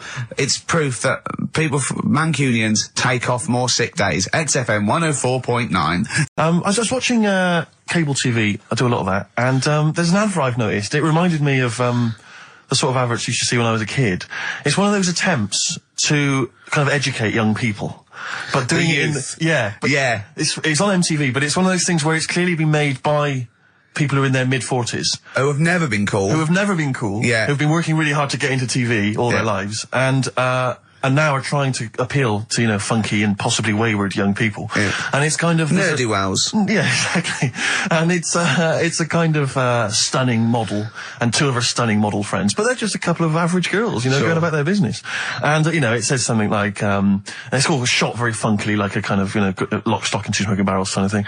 And it's a girl, and she's just grooving along with her friends, and it's kind of like, the captions are things like, you know, Isabella's 17. She's cool, she's quite funky, she's got these great friends, and they're sort of hanging out, laughing. And she just pops into a tattoo parlour. Why not? Her friends are like, what are you doing? But she just goes in, you know, she has a tattoo done, and it sort of says, she's wild, she's crazy. You know, she lives life as she sees it. She takes every day as it comes. She's not tied down or anything. She doesn't smoke cigarettes. Yeah. So if you think she's cool. If you think all this is cool, then you probably won't want to smoke cigarettes. Exactly. If you want to be cool, then like don't. Isabella or whatever. Except the thing with that is that people watching that, the youth watching that will go, well, Bill at my school, he smokes and he's cool. Exactly. Yeah. Well, this is the problem with it. Yeah. It's not that the impulse is wrong. The message is fine. It's just this thing I can't imagine those things ever working with young people. No. With youths. It's like when you know, what was it? What it will do is that you'll get a lot of 13 and 14-year-olds sneaking out and getting a tattoo. Exactly. So the parents be going, I'd rather she smoked. Exactly. She might give that up sometimes. No, That's for life. She's got a spider's web on her face now for the rest of her life. Yeah, exactly. Yeah. But it's like, you remember that thing when they tried to get young people to vote? Do you remember that? Was it Rock the Vote? Was it called Rock the Vote? Was it people like Billy Bragg and people kind of... Yeah. I don't know who that appeals to. I don't know, you know, some youth is kind of smashing up a bus shelter, throwing bricks at old people. Goes, what's that, Billy Bragg? Billy Bragg, yeah. I just can't, I don't believe it ever. I think it was Mick Hucknall was another one. What's that, Mick? Oh, dear. Well, I remember the ones where you just, if you were going to go off with a stranger, your cat went, well, don't. Yeah. Ask mummy first. Yeah. And I remember I was trying to jump in cars left, right and centre, but my cat, when I was like 5 or 6, would go, and I go, good point. Yeah. You're right, he could be a nutter. But I seem to remember the Charlie's... The Charlie Says. It was Charlie Says, wasn't it? Yeah. Charlie Says. Charlie Says. I always find them really unnerving. He lived in that really eerie kind of world where you never really saw anyone. Yeah, but it was very kind of, it was very eerie. It wasn't very kind of comforting. No, world. they hadn't spent a lot of money on the cartoon. No. But it was, I always got the sense with him that he was probably really quite lonely. But I like the fact is that he had a cat. Mummy was so pleased. But by the time I came out, they'd gone off and I missed the picnic. But Mummy was so pleased that I'd asked her. She gave me an apple. No, I think and Charlie got something he liked. He gets a fish. Yeah. Right. I was thinking, an apple? No, I seem to remember it being that... I'll get an apple anyway, get me some sweets. Yeah, or a tattoo. I always thought there was a con when your parents got you some clothes you needed for Christmas. I'm not falling for that. Exactly. I'd go, look, I'm getting the clothes anyway. I want battling tops. But the Charlie Says, I seem to remember when they asked him to go off for the picnic, by the time he'd asked Mum, because she was on the phone, I don't know who she was chatting to in the middle of the day, the kids had gone, and I seem to remember one of her clients. Exactly. I seem to remember that he said, don't worry, it was fine, because Mum took him and Charlie on a picnic. Not as good. Who'd rather go with your mates, or with your mum on a picnic? And your cat. Yeah. I mean, I don't think they were friends. This Scotch egg sinks a fish. Well, I had to bring it for Charlie. Don't bring raw fish in the picnic basket. I think they weren't friends of his. They were just local kids who go, let's go and ask that weirdo with the cat if he wants to come down the park. Let's go and ask the weirdo who thinks the cat can talk, and then run away when he goes to ask his mum. When he goes off to ask his mum, they're just going, ask your mum, ask your mum. Yeah. Hello, hiya. All right, we're the local lads, the cool local lads. We smoke, we got tattoos. Do you want to come and play with some puppies in the disused mine? Ask your mum first. Quick, run. Exactly. So look, he's talking to the cat. Look, he's talking to the cat. They were just round the corner spying on him. They were just laughing. There was no picnic. Did you ever go on a picnic, Carl? Was there places to go in Manchester, or was it like Quarryland mostly? The problem with those adverts, like when I was growing up, they'd sort of give you ideas, because remember the Charlie's one, right? And we were on holiday, right? And I met these two lads who are knocking about with like mates and that. And that advert came on, and we thought it'd be a good idea to wind his mum up, because this advert had just been on saying, you know, kids are going missing in Wales, right? Yeah. So we said, oh, this will be a good laugh. We put the kid in the wardrobe. His mum came back from shopping. We said, oh, he's gone missing. We haven't seen him for hours. That's terrifying. I know. That's an appalling. How old were you? About 13. And what was his mum? She must have been. She was yeah. Yeah, she was going mad, and that's when we thought, oh God, we've gone. Will we say anything? Will we pretend we don't know where he is? Open the wardrobe, he'd suffocated. Yeah. That's horrible, Carl. I know, but Such it's a just cruel what you thing. do, isn't it? It's just what you do. Well, no, you do. What do you mean? It's just what you do. But what was it? Was he in the wardrobe? Was he listening to this? Why didn't he go, Mum, it's alright, when he heard her crying? No, she wasn't crying, she was just panicking and like screaming a little bit and that. Screaming a little bit. Okay, we'll tell her when the screaming starts. Exactly, yeah. And then, what's the other thing? Like, on the same, like, you know, all this was going on when I was growing up. And, one time we're on holiday, and my mum says, right, if you're going on the beach, it's a big beach. But, you know, if you're going to go out and play there, I need to know where you are. So where are these bells? Where this cowbell around your neck? She gave me a balloon. Good idea. A balloon, and it just, you know, sort of attached to my arm, so wherever I was playing in the sea and that, you can see the balloon and that. Brilliant. But then the problem was, everyone else thought that's a good idea.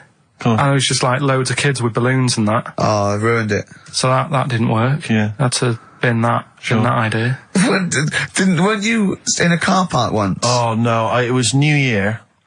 And we were all gathering up, you know, like in Trafalgar Square at New Year, everyone gathers and they have a big kind of party and stuff. Well, in Bristol, they do something very similar on a smaller scale. And I was there one New Year, I was with my friends, and I for some reason I picked up a balloon during the evening. You know, I don't know where I got it from, but I was holding this balloon, and these girls came up to me, and I thought, yeah, nice, you know, maybe a little New Year kiss. They came up, they said, hey, are you going to be here for a while? And I said, well, yeah, I probably will. They said, it's just that we've arranged to meet back at you at midnight.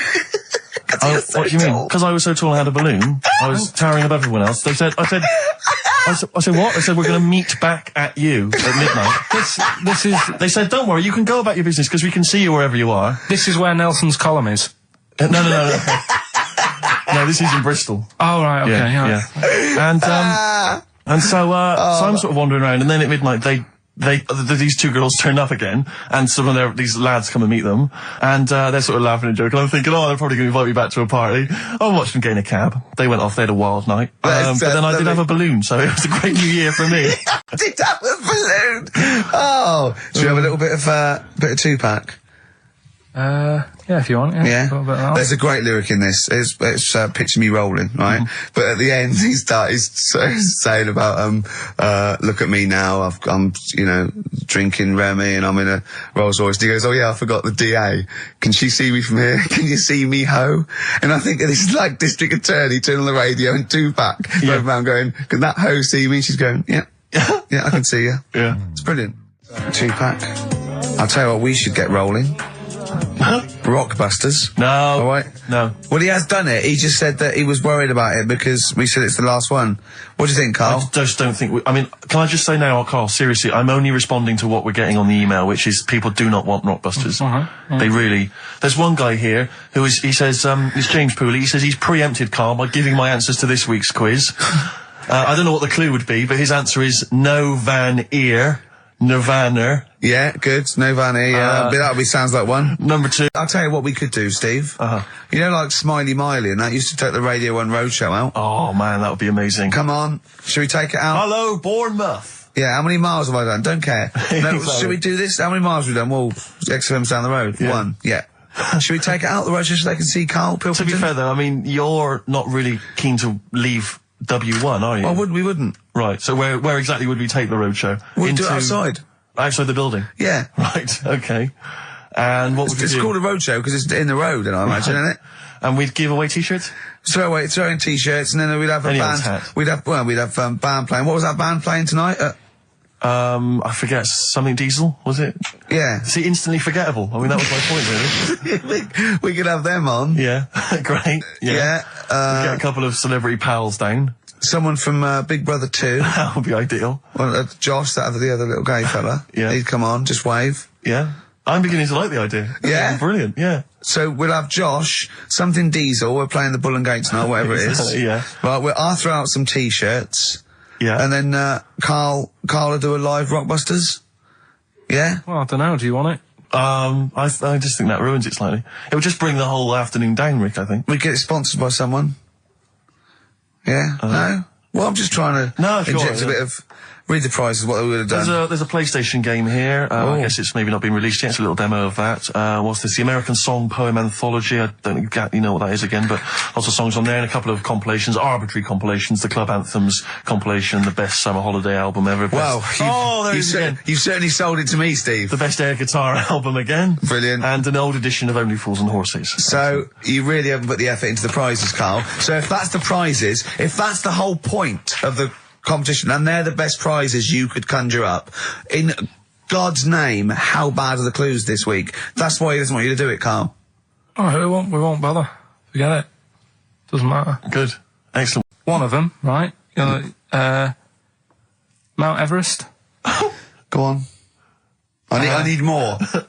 Right, well, there's a problem. Yeah. Because people are leaving rubbish up there and that. And, like, people, whoever owns it is saying, Whoever owns it? he's saying, forget this. They're leaving a mess and all that. But do you know why it's called Mount Sorry, Everest? what was that? That's one, is it? That's one. There's rubbish on Mount Everest. No, How many people go up there? Are we talking about people dumping old tellies and washing machines? Who's fed up? The Yeti? What are you talking about? No, I mean, that isn't what I'm educating you. I'm just telling, this is part of the story. I'm just telling you. It's just a bit of context for you. Like, they're leaving loads of rubbish up there. Well, they're not leaving loads of rubbish up there, are they? No, they are. They're apparently Not the like right trams and washing machines and seagulls flying everywhere. I don't know. Anyway. I don't know. But anyway, do you know why it's called that? You know why it's called Mount Everest? Why it's called Mount Everest? I know the mount bit. It's because it's a large mount, and if you climb it, by the time you get to the top, you need to have a rest. And that isn't the educating bit. I'm just telling you. It's not true. Well, we'll leave that. Well, right? no, Carl, in the name of everything holy, do you think that anyone named it because you have to have a rest when you've climbed it? Well, we'll see. You'll see what people say on email. But Well, it's definitely not. But anyway, that's one thing that I kind of thought, that's interesting. I'll remember that. I'll teach Ricky that, so you've learnt that. Right, now. Carl's a little bit fed up today. Actually whinging. I mean, properly whinging. Fed up. Reckons he's tired. Reckons he's overworked here. But, do you know what I mean, Carl? Everyone gets tired. Everyone gets tired. Everyone does the same sort of hours to you. What do you do? Sort of 9 till 6, 7? About 9 till 7, 8. Well, no, because a couple of times this week I've sort of met you for a drink about 6. So, it's funny, isn't it? That's But weird. some of the times I've come back after it, just for another 40 minutes or something whilst no one's around, try and get stuff done without phones going, without emails coming in. Yeah, we got to do it. Can I tell you what I think's a disappointment? You're in is a that- department. You got to do it. I just think it's a disappointment that Carl hasn't been able to put that aside and rise to the occasion. He's only got to do this show once a week. I know. I mean, No you and one's I, doing it. we're tired. We've Got got busy lives. you've got one job. We've got about 6. And we're still doing it. Do you know what I mean? We still do it. We still Well, come you're a here. professional, Rick. I mean, that's why you've won multiple awards, is because you're willing to get up there, even if you're feeling a little bit under the weather, even if you hurt yourself, or you've got an injury of some kind, you're Yeah. up there, you're doing it. Yeah. You're entertaining, you're providing Yeah. a service. Yeah. So, It's disappointment. Yeah, but I've pressed all the right buttons at the right time. Indeed. Right? That's what I get paid for, yeah. Yeah. Yeah. Done that. The adverts have gone out. Sure. You know what I mean? I've Yeah. made you cups of tea. It's the negativity which is the problem. It's the vibe. You're bringing bringing the us room down. down. Bringing us down. And bringing us therefore down. the listeners. Therefore, the listeners. Bringing us down. If you don't like London, you know what to do. Well, I'm trying to get out of here, aren't I? we just trying to bought a get new out. flat. That's not the best Doesn't way. matter, Buy a flat in Manchester, live there. Doesn't matter. I can always Yes. rent it out and make a little bit of money. Why don't you sell the flat in London and buy a street in Manchester? Pilkington Avenue. Really, you could literally have Avenue, the yeah. Lord, the king of that street. people could come to you like Solomon with their problems. Yeah. Well, he's come up from London. He's got London ways. Now, interestingly, have you heard? Do you remember the famous King Solomon story that there are two women arguing over whose baby it is, and they present this to they say this is my baby. And the other one goes, no, this is my baby. So he knows one of them's lying, but he doesn't know which one. And so what does he do? How does King Solomon solve that? How does he figure out whose baby is his? First, And what would you do? they're both white fellas, yeah? Both what? White fellas. Two women. Right, it's two white women. To be probably, they probably weren't, completely white. Yeah, well, whatever. Yeah, they're of the same ethnicity. No, but I'm just working out. Right, all right then. So, Yeah. all right. And don't think about what King Solomon would necessarily. Yeah, do. Think about what you it would do. wasn't that easy. No, there's not one tall, skinny white one with big ears, and so's the baby. The other one's a little short Chinese bloke. It's two women for a start. Yeah. Two women, okay. The baby to look at could be either. He doesn't know which, but he knows one of them's lying, obviously. And is the one lying saying it's hers or saying it's not hers? Right, okay, this isn't worth it, Steve. I'm going to tell you what he said, and you tell me if you think it was good or not. He says, well, then what we do is, as King, he said, what we do is, I'll take a sword, I'll cut the baby into two, and you can have half each. And one of the women says, no, don't do that. And one of them says, yeah, that's fair. Right. Do you see? So which one was it? Sorry? Well, no, my guess is the one that didn't want it done probably was the mother of the child. The one that didn't mind having the baby cut in half probably wasn't a mother of the child. Why don't you think, you bald little mank twat? Play a record. Well, I'm just, right. Although, it's not a very good solution. No, that doesn't Because I think the woman who was lying could have come up with something better than, cut it in half. What you should have done is, they'll give it to the other one as well. Yeah. I'll tell you what, because it's your special day and I want you to have a great time today, we're going to do Rockbusters If just you cheer up, miserable. It just got ratty then. Go, no, don't push it on me head. Don't put it on me head. Right, what were you trying to put on my head? I was trying to put a pear on your head to knock it off with a ball, like William Tell, but it was because your head is so round and the pear was round. I tried to flatten it a little bit, and I didn't know it was a juicy pear. So I thought it'd be like just to crush it a little bit, and then he went mental because he had juice running down his face. Oh. Why is it my fault? The pear's a faulty pear. Exactly. Get proper fruit in here. It worked with the apple. That was fine. And then he gets ratty with me. Okay, let's not waste any time with Rockbusters. Can we really, let's whip through Just it? whip No through one's it. Just do the interested, clues, quickly. Quick, go, Rockbusters. Right, go. Right, the first clue. Yeah, hurry up, faster. All the police cars are on fire. All the police cars are on fire. What's the initials? BS. BS, all the police cars are on fire. Good. What's the next one? The director of 28 Days Later is shouting about sleeping outside. Yeah, okay, what's the initials for that? DB. Right, okay. Okay, yeah. Right, go on then. He wants to be a sailor. Why is that? Yeah, well, what's the initials there? B. Brilliant, okay. Give them again quickly, because I didn't quite catch the second one, but go from the top. All the police cars are on fire. Yeah, that's BS. BS. Yeah. The director of 28 Days Later is shouting about sleeping outside. Yeah, okay. DB. Yeah. Right? He wants to be a sailor. Why is that? Yeah. B. B, okay then, brilliant. Okay, now Carl, you gonna cheer up now?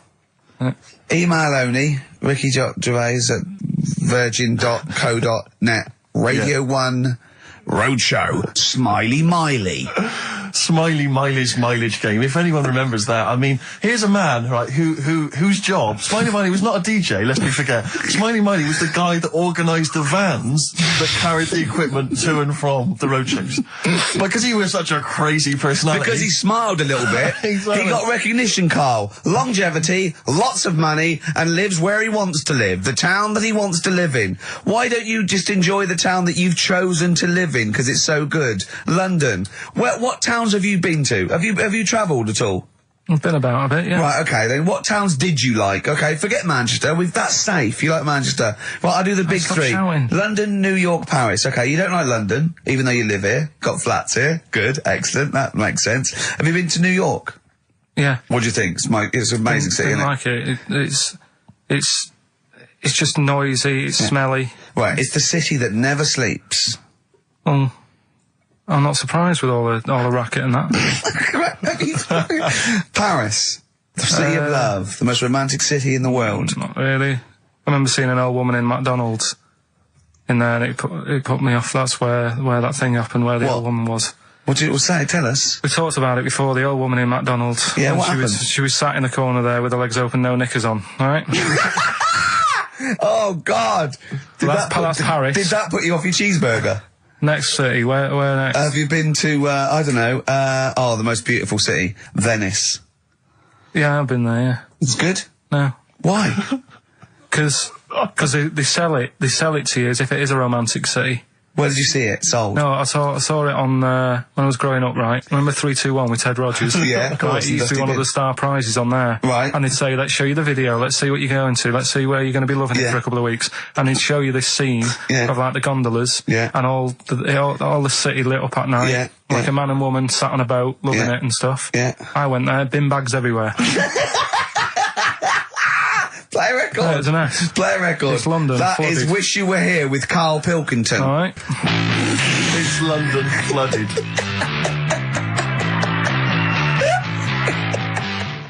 Black Rebel Motorcycle Club. Stop. On XFM. Carl's back. He's cheering up a little bit. Because I think he's vented his spleen a little bit on cities around the world that aren't as good as Manchester. So, is any of your family left in Manchester? Because they all moved away, didn't they? You came here. Your dad's moved to Wales, for Christ's sake. Well, your family are all around the... Brother joined the army. Get anywhere. Just take me anywhere. I don't know where he is. His sister's moved away, so no Ireland. one... Yeah, there you go, you see? So, that's just one family. That's one family who love Manchester. Exactly. Alright? Tell you what, Steve. Go on. Look what I did find out in the week. Yeah. World record, right? Person with the longest trump. With the longest what? Wind. Fart. Right. Right?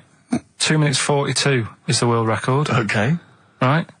Well, I'm immediately thinking about a relative of yours who I'm sure did longer than Who that. still lives in Manchester. Auntie Nora. Now, Auntie Nora did it for how long? 5 Reportedly, minutes, wasn't it? start fight for 5 minutes. But, unfortunately, she was the only person in the room. Whereas I think, which one's alive, Ross or Norris McWhirter? I don't know, actually. He has to be there. Yeah, I think he actually has to He'd be have present. to be there. Would you want to be there? Well, he'd have sort of equipment, looking at his watch, going, finish? You go, yeah. He goes, well, that was 4 minutes. Did she go from like a size 10 to a size 6? Did she show some old dresses? like a hovercraft. Exactly. In a big dress. Yeah, Just slightly off. Yeah.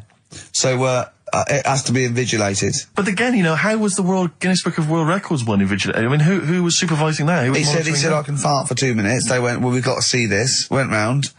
And, he just probably let it rip. It's probably circular breathing. He's probably sort of sucking in air and swallowing it as he's going. And it's a continuous one, isn't it? It's not like... Yeah. I mean, it said, you know, that's how Nora's happened. Me Auntie Nora. She had a little bit of wind. It went on for like 2.5 minutes. Sure. That's when she called me mum. As it was still going on. And said, there's something not right here. I'm And, leaking. She said, oh, can you send your dad round? You know, my dad. Yeah. Sent to me mum. With a cork. And, With a lighter. I think this would be the best one I want ever. to show the kids something. he said, I'll be there in a bit, get the windows open.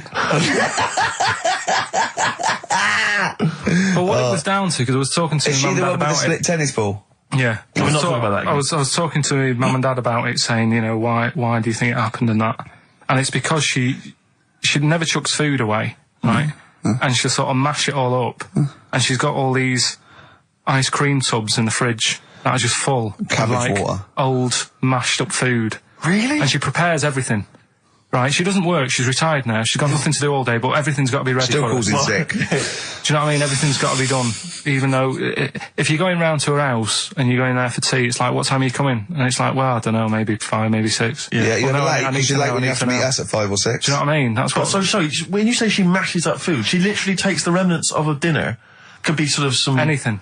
And just smashes it all up into a... Yeah. And then what does she do with it? Put it in the fridge, and she's got it in the fridge, it's like January, February, March, she's got all these ice cream boxes that are just full of... But she doesn't... She reheats it and eats it. Oh, then she, puts I it in thought a she was pan. just keeping it as a No, souvenir no. of each meal she'd had. No, put it in a pan, warm it up. Oh, And that's what it grotesque. is, it's just... A lot of vegetation, is it? Yeah. Why has it only happened once, or does she save it up once a year, just let it go? I don't know. But she is mad, Yeah, she sounds potty. She doesn't answer the phone anymore in case there's a burglar. Checking if she's in. It's like, well, answer it, and then they'll know you are in, and they won't come round. Yeah. Mental. Mental. They can't be sure then, can they? What do you mean? Well, if there's no, I go, well, maybe it's someone just... They are in, but they're hiding. Whereas if Auntie Nora goes, it's Auntie Nora. We can she'll be farting. We can sneak in when she does a loud one. Because we'll be aware of the telly, what's stopping it? It's got a valance round it. It's got caught on the cap. So have we got a recap on Rockbusters? Anyway? No, just do has anyone got the right answers? Has anyone got the right answers? Let me just check here. Here's one from someone who just says, he's given an answer. Answer to number 1, I. Number 2, don't. Number 3, care. Right, okay, is he close? Has anyone got 3 answers? I can't find one with 3 answers. So, again, you've done something wrong, Carl. No, no. This isn't radio, play a record. There you go, someone's got it. Give it to them. Fine, okay, give us the clues again, we'll give the answers straight away. No fanning around. Yeah, Right. it's really pointless. Number 1, Yeah. all the police cars are on fire. BS. Yeah, what was that? I can think of something. Go on. Blazing Squad. Brilliant. Okay. Right. The director of 28 Days Later is shouting about sleeping outside. Yeah. That's Dan Yell Bedingfield. Right? Danielle Bedingfield. Right, we'll never let him do this again. I told you I washed my hands of it. I know, but I just thought... Why did you let him? Why'd you... Because he was grumpy. But this is what happens. Look what's happened. Danielle Bedingfield. That's what happened. The director of so Danny Boyle, so Dan, right? All that for Dan, about shouting about being Dan Yell Bedingfield, right? What's the last one? He wants to be a sailor. Why is that? Yeah. Beyonce. What does that mean? Beyonce. He wants to be on the sea. Play record. You're never doing it again. You just signed your death warrant. What have we done? You're never doing Rockbusters again. And if Monkey News is about, they would ban that as well. We've and we're unleashed it. serious this time. So Joe in Catford, stuff off to you. Oh, I can't believe what we've done. He's even doing the shout out. There you won. Well done on that. What have we done, Rick? What have we done? Midshipman Knowles. Now, Carl, we're going to do another edition, I think, of Wish You Were Here, because that really cheered you up, didn't it? So, where else you been? Have you been, you've been around Europe, haven't you? You've been to any hot country? You've been to Greece? Greece. Turkey? Done Turkey, yeah. Yeah. Been to Turkey. Little fellas. Little midgets working in the canteen in the hotel I was in. Okay. Astley Suzanne as well. Okay. Have you been to Scotland? Once for the Edinburgh Festival. Go on. That's where I looked out in my hotel room, saw a traffic warden putting a ticket on some bin bags. Brilliant. Because they'd gone into the road. So that's Turkey, Scotland. What about places here? Have you been to the West Country where we? Have you been to my neck of the woods, Bristol? I haven't been. What else is around there? Bath. Been to Bath. Yeah. Yeah. What do you make of it? Once you've been, probably don't need to go again because it's sort of old and they don't change anything. Okay. Do you know what I mean? That'll be the Roman spa he's talking about. Right. I think. What about Brighton? Not gay people. Right, okay, thank you. Next week on Wish You Were Here, we'll go to some other places where there are gay people. Fascinating. And Brilliant. Another extraordinary insight there. Carl. Right. Can I do a little psychological test on you? On me? Yeah. Okay. It's brilliant, this. Someone emailed it in. Brilliant. Right. Little story with a question at the end. Okay. Right? Right. This is going to be so annoying. No, it's not, honestly. Well, it is, because you're going to think it's science and it's going to be trite. Alright, well... Go on. Right, little story first, right? There's this funeral, right? And this girl was at a funeral. Same funeral? Yeah. Right. It was a mother's funeral. Oh, yeah. Right? She met this fella who she didn't know, right? But she thought this fellow who she met was amazing. She didn't know him, right? But she thought he was brilliant, right? Like a dream fella.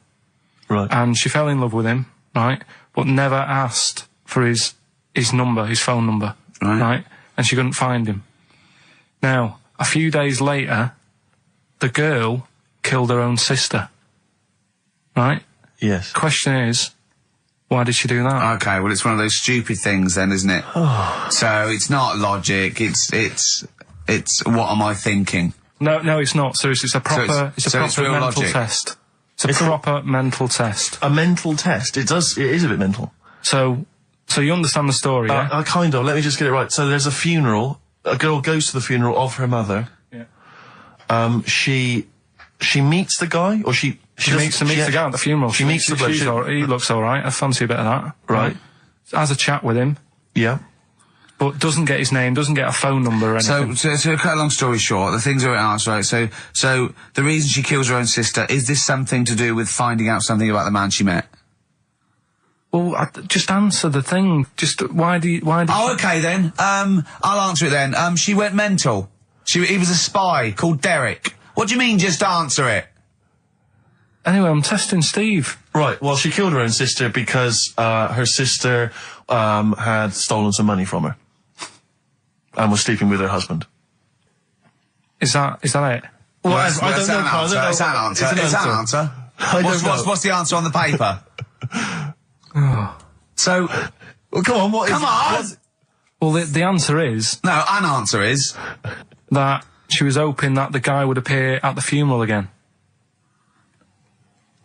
He'd go to the funeral. Right, that's not a proper psychological test. It is, It's one of it those says stupid little shitty things. It says It's here. like a man goes into a field and dies. Why? His parachute didn't open. That's what I'm thinking. I'm surprised you learn anything. Oh, Honest to I God, love I'm that. surprised you Romeo learn and anything. Juliet. Oh, Juliet's a fish. It said she was hoping that the guy would appear again at the funeral. If you answered this correctly, you think like a psychopath. This was a test by a famous fella, right, who used it on killers, and most of the killers got the answer right. Did you also think that? Was that the answer that you gave when you first read it? I didn't know. But I wondered what you would have got. Good, so that's but proof it's I'm not a yeah, psychopath. but that's the point. But it's a psychological test for looking at something very, very specific. What's up with that? Well, what was the best that could happen? That he'd got it right, so he is a psychopath. We've had some tears and laughter. I mean, the only real thing that we learned from today's show that's corroborated and is absolutely true is that, remember, Mancunians take off more sick days than any other area, 11 days per year, compared to sort of like 8 Liverpool. And from that we extrapolate, do not trust Mancunians. Well, I'm not saying that. I think that's a bit harsh. I'm saying, you know, make sure you get in writing that they're not going to have more than sort of like the average number of days off per year. Yeah. Or Yeah. if they start taking loads off, fire them. Yeah, do you know what I mean? Right, Carl, you've had a good day? We're going to end with a beautiful song, aren't we? Just to show we're all still friends. To Jimmy Webb and his version of Galveston. See ya. Next week, I guess. Bye. Restless Diesel. Please Hello. welcome to the stage. Restless Diesel. I mean, we've talked about it before. Band names where you just have to imagine you're supporting U2, Yeah. Wembley Stadium. It can never happen. Please welcome to the stage, And he Restless comes on and after Diesel. the first song he goes, thanks, cause great band before us, Restless Diesel. You hear a lot more of them. Exactly. Yeah, it won't happen, will it? Sure, they're a great band. I think. You What's the should change tax on that? £5 in, is it? them. It's not telling us actually. Yeah, but to pop down to the open anchor. Maybe tell us how Restless Diesel was tonight. Yeah, just call in. Maybe call in on Christian Show Monday. Just tell us how Restless Diesel were. We can make that a regular feature. Now, what's coming up on today's show? Well, listen, we got all the usual favourites. We got and some new ones. We got Monkey News. That's sorted. Carl told me. People are guaranteed monkey. He news. called in. He said, "I've got some Monkey News." Brilliant. He's done that. I had to make sure. Then we got that. We've got some great tunes. I've got a great song from Tupac, some Cat Stevens, some Jimmy Webb, some Thin Lizzy. Can I surprise you with something from Aerosmith? And a little Brilliant. treat from Evan Danberg. We're quite rocky today, aren't we? There's a threat that there won't be Rockbusters. Good. That's no threat. But we can Great bring news. back Educating Ricky. Oh. I mean, because it's sort of like seasonal, isn't it, our show? We don't want it's not like Ant and Dec's takeaways on all through the year. Yeah. They go away for a few weeks and we get something else, like Ian Wright's, you know, Yeah. Friends Like These or something. Exactly. You know what I mean? And so maybe Rockbusters, maybe not. Rockbusters on hiatus, but Educating Ricky always fun. If That's you've not what's heard coming that up. before. And I'll tell you what, Jane's Addiction, just because they rock as well, don't they? brilliant. XFM 104.9. Excellent, Ricky Gervais. Jane's Addiction, just because on XFM 104.9, broadcasting from London, where people prefer to only be off sick when they actually are ill. Sure. Yeah, I don't think I've ever taken a day off sick. Except when I had that terrible, terrible, terrible tonsillitis. Is that when you went home, stayed with Yeah. your mum and dad? Yeah. Why is that a problem? No, it's back to health. No, I'm not saying it's a No, it's problem. back to health. Yeah, I've got a loving family. So sue me. What do you make of The antagonism and piss taking is just like, oh God, 3 blokes in a pub. If there's people listening, I can't go. Are there?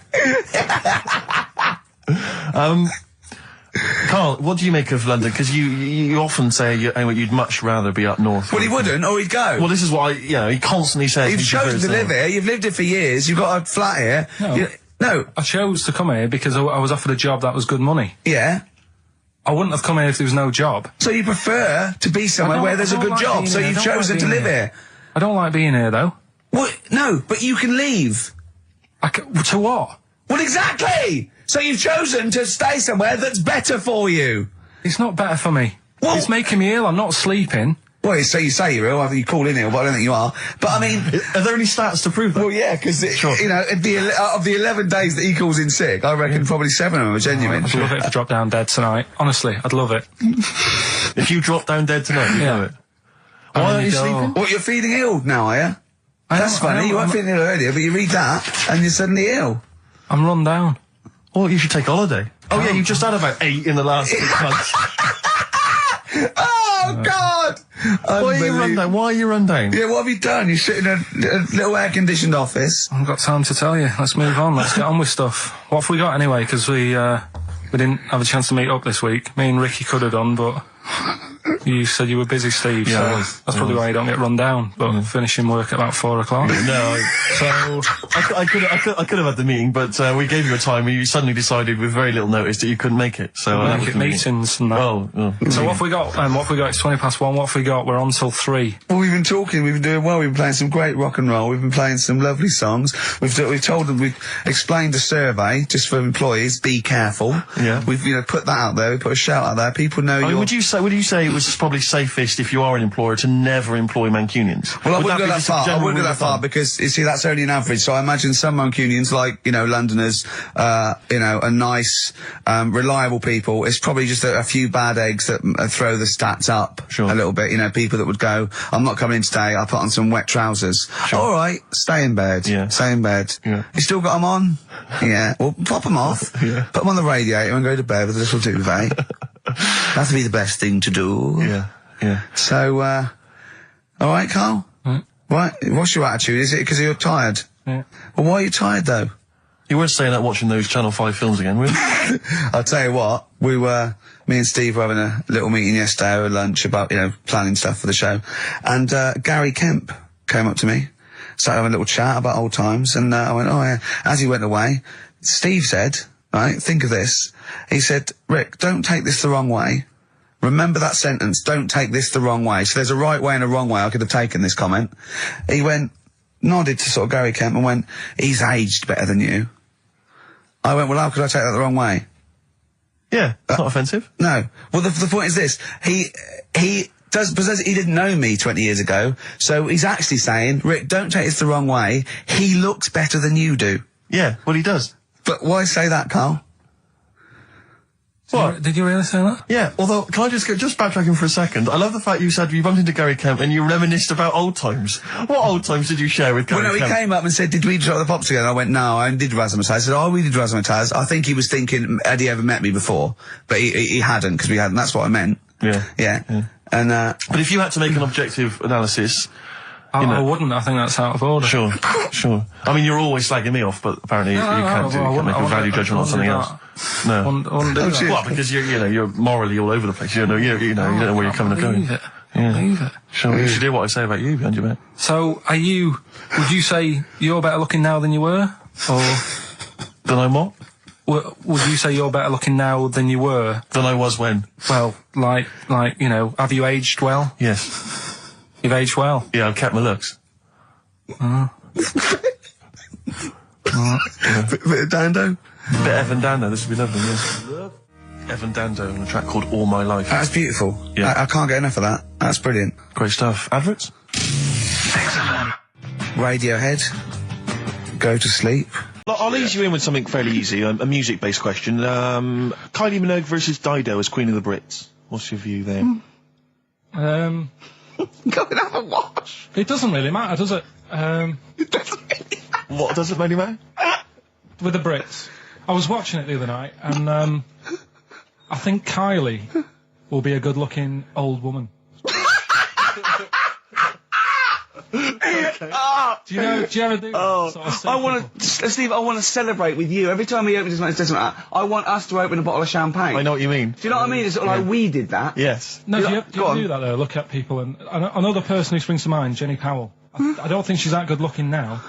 Who's Jenny Powell? Is she that girl that used to be the assistant on Wheel of Fortune? Yeah, Leslie? Yeah, I think she's a bit over the top for a young woman. But when she gets older, I think she'll look Be a bit of nice. a stunner. Mm. Okay. So for you, Kylie Minogue, whereas you don't feel that about Dido, is that right? She's alright, she's normal. I prefer Kylie's sister to Kylie.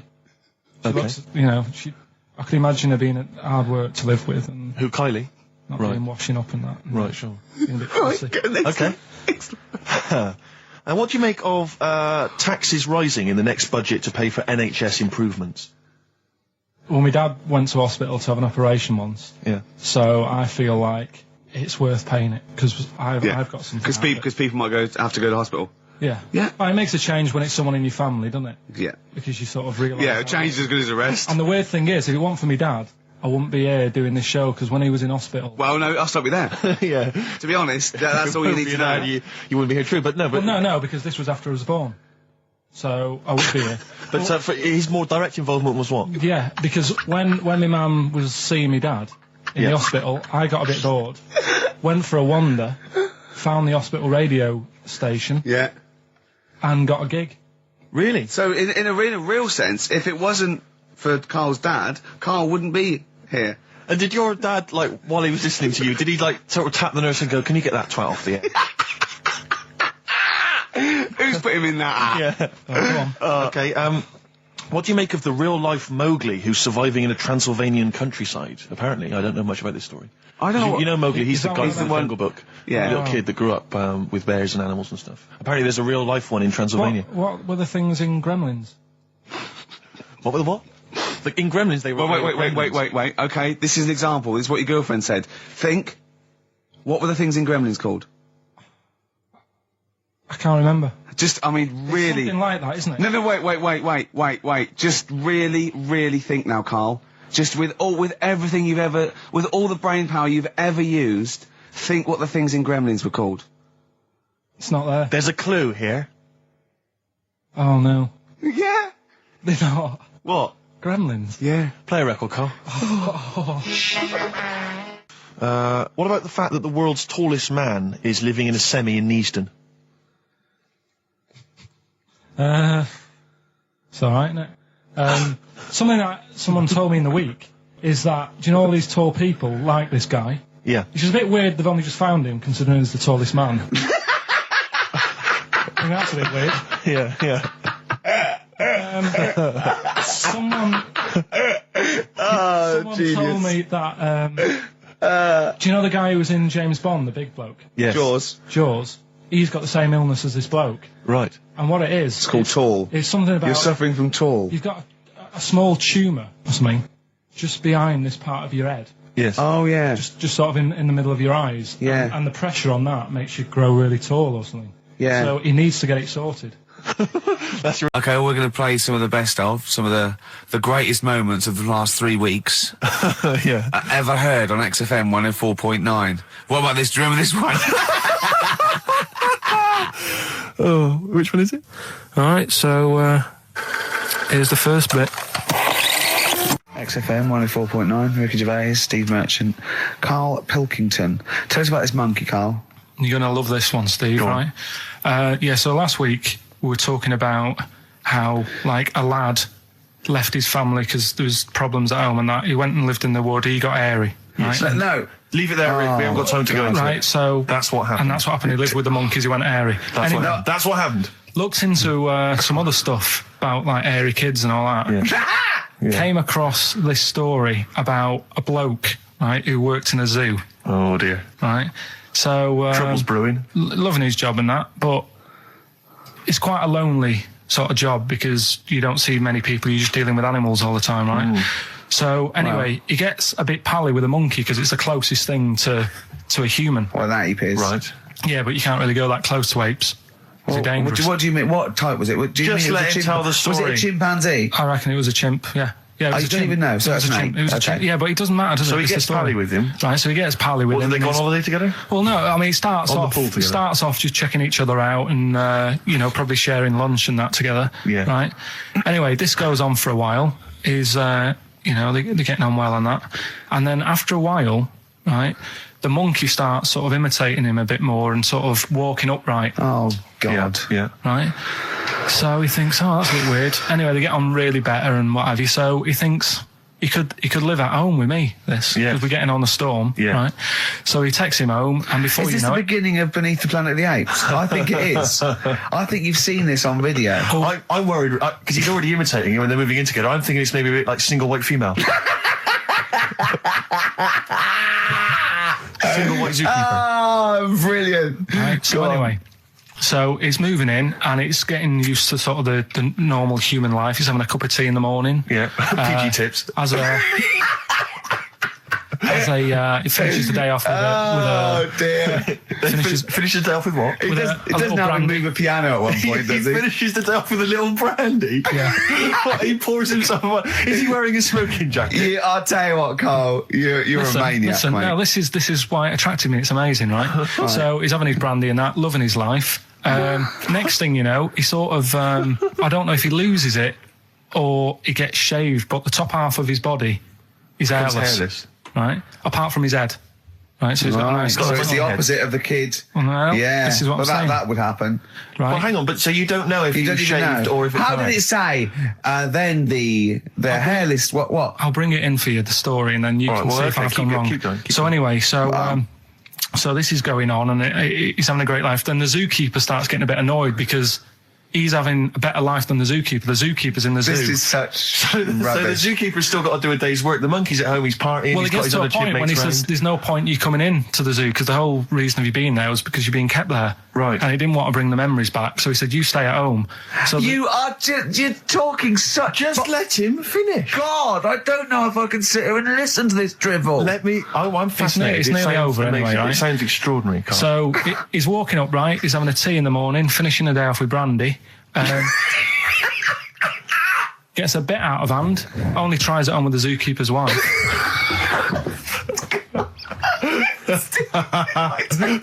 Make him go away, Steve. How does he do that? Well, because he's around humans a lot, he becomes a bit of a charmer. And But what is it that he could do to seduce her? Pick fleas out of her? he didn't say. He's but- built. He was built. Yeah, it's well done. So what Listen, about that? what do you mean? What about it, Carl? It's obviously not true. I don't understand how... I love the fact he becomes a charmer. He's got better taste in brandy. Exactly. And he, What was it that he was doing that seduced her? I don't know. Maybe because he was at home more than the zookeeper was. But what would he be doing, I love Carl? the fact that- He's not going to be talking with her. They're not going to be playing Trivia Pursuit. Maybe she liked the silent type. He didn't go into that. He just said that's when the trouble started. Carl, play a record. Right.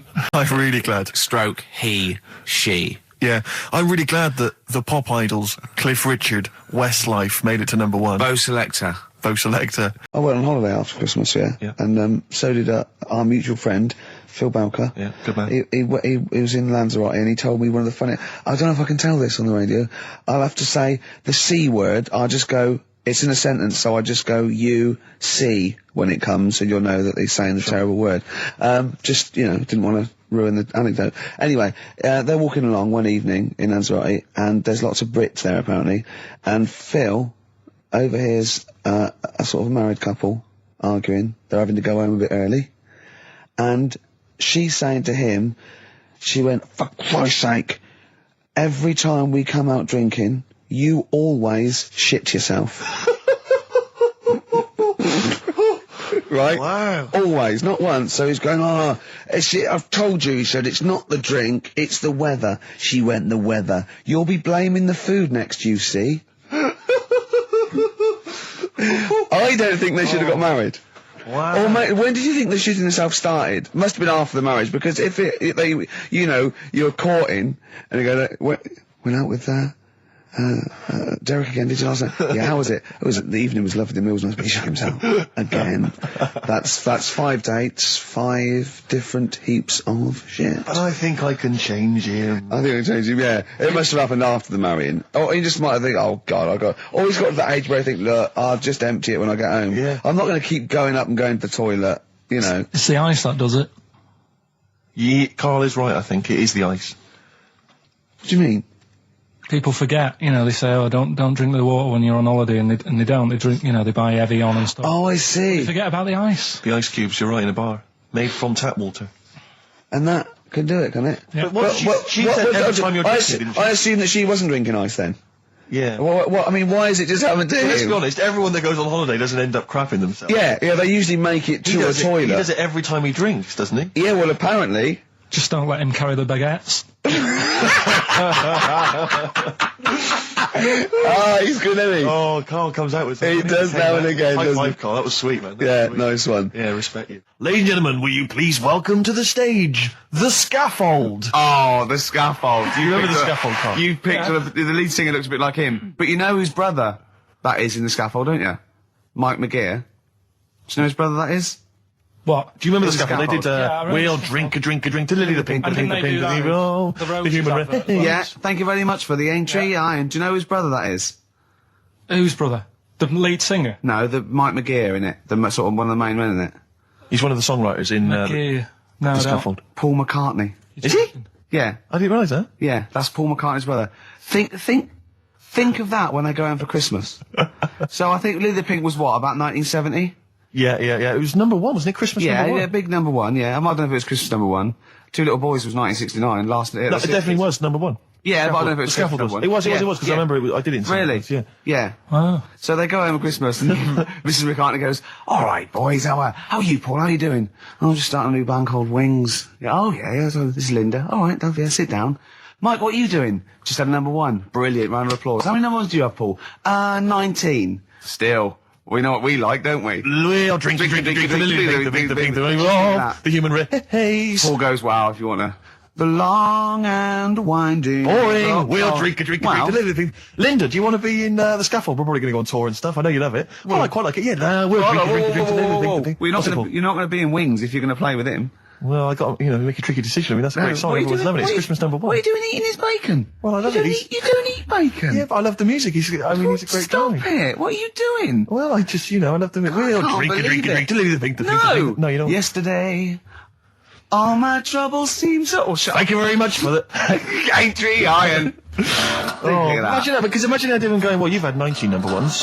I mean, it can be very time. Yeah, if things stay like this with the scaffold, I'm going to rule the 70s. Yeah, if things that carry on going like they're going now, the scaffold... Ladies and gentlemen, will you please Welcome to the stage, Beck. Oh, nice one. Well, I tell you, I'm going to have to use kind of euphemisms here to tell this story, but when I was at school, I learned, the stronger version, it's not the same word, but it's very similar with one letter changed. I'm going to use twit. Yeah. You know the word I'm thinking of. Yeah. But I'm going to use the word twit to replace it, right? And I went round... Do you think that's twat? Yeah, All right. that's what I'm thinking of. And, so can I say it? Am I allowed to say it? No, It's weird though, because No, hang on, some people from Cornwall use that like saying twit. So if people listen in Cornwall, Do you know what, a twit is a pregnant goldfish. well, Well, I learned the stronger version of twit. Yeah. Twat. For those that aren't sure. I learned this in school when I was like 10 or whatever, and I didn't know what it meant. I thought it was just a stronger version of twit. Yeah. I thought it was just if you were really annoyed with someone because they were a real twit. Because A is worse than I. Exactly, apparently. So, Carl would be a Yeah. twit.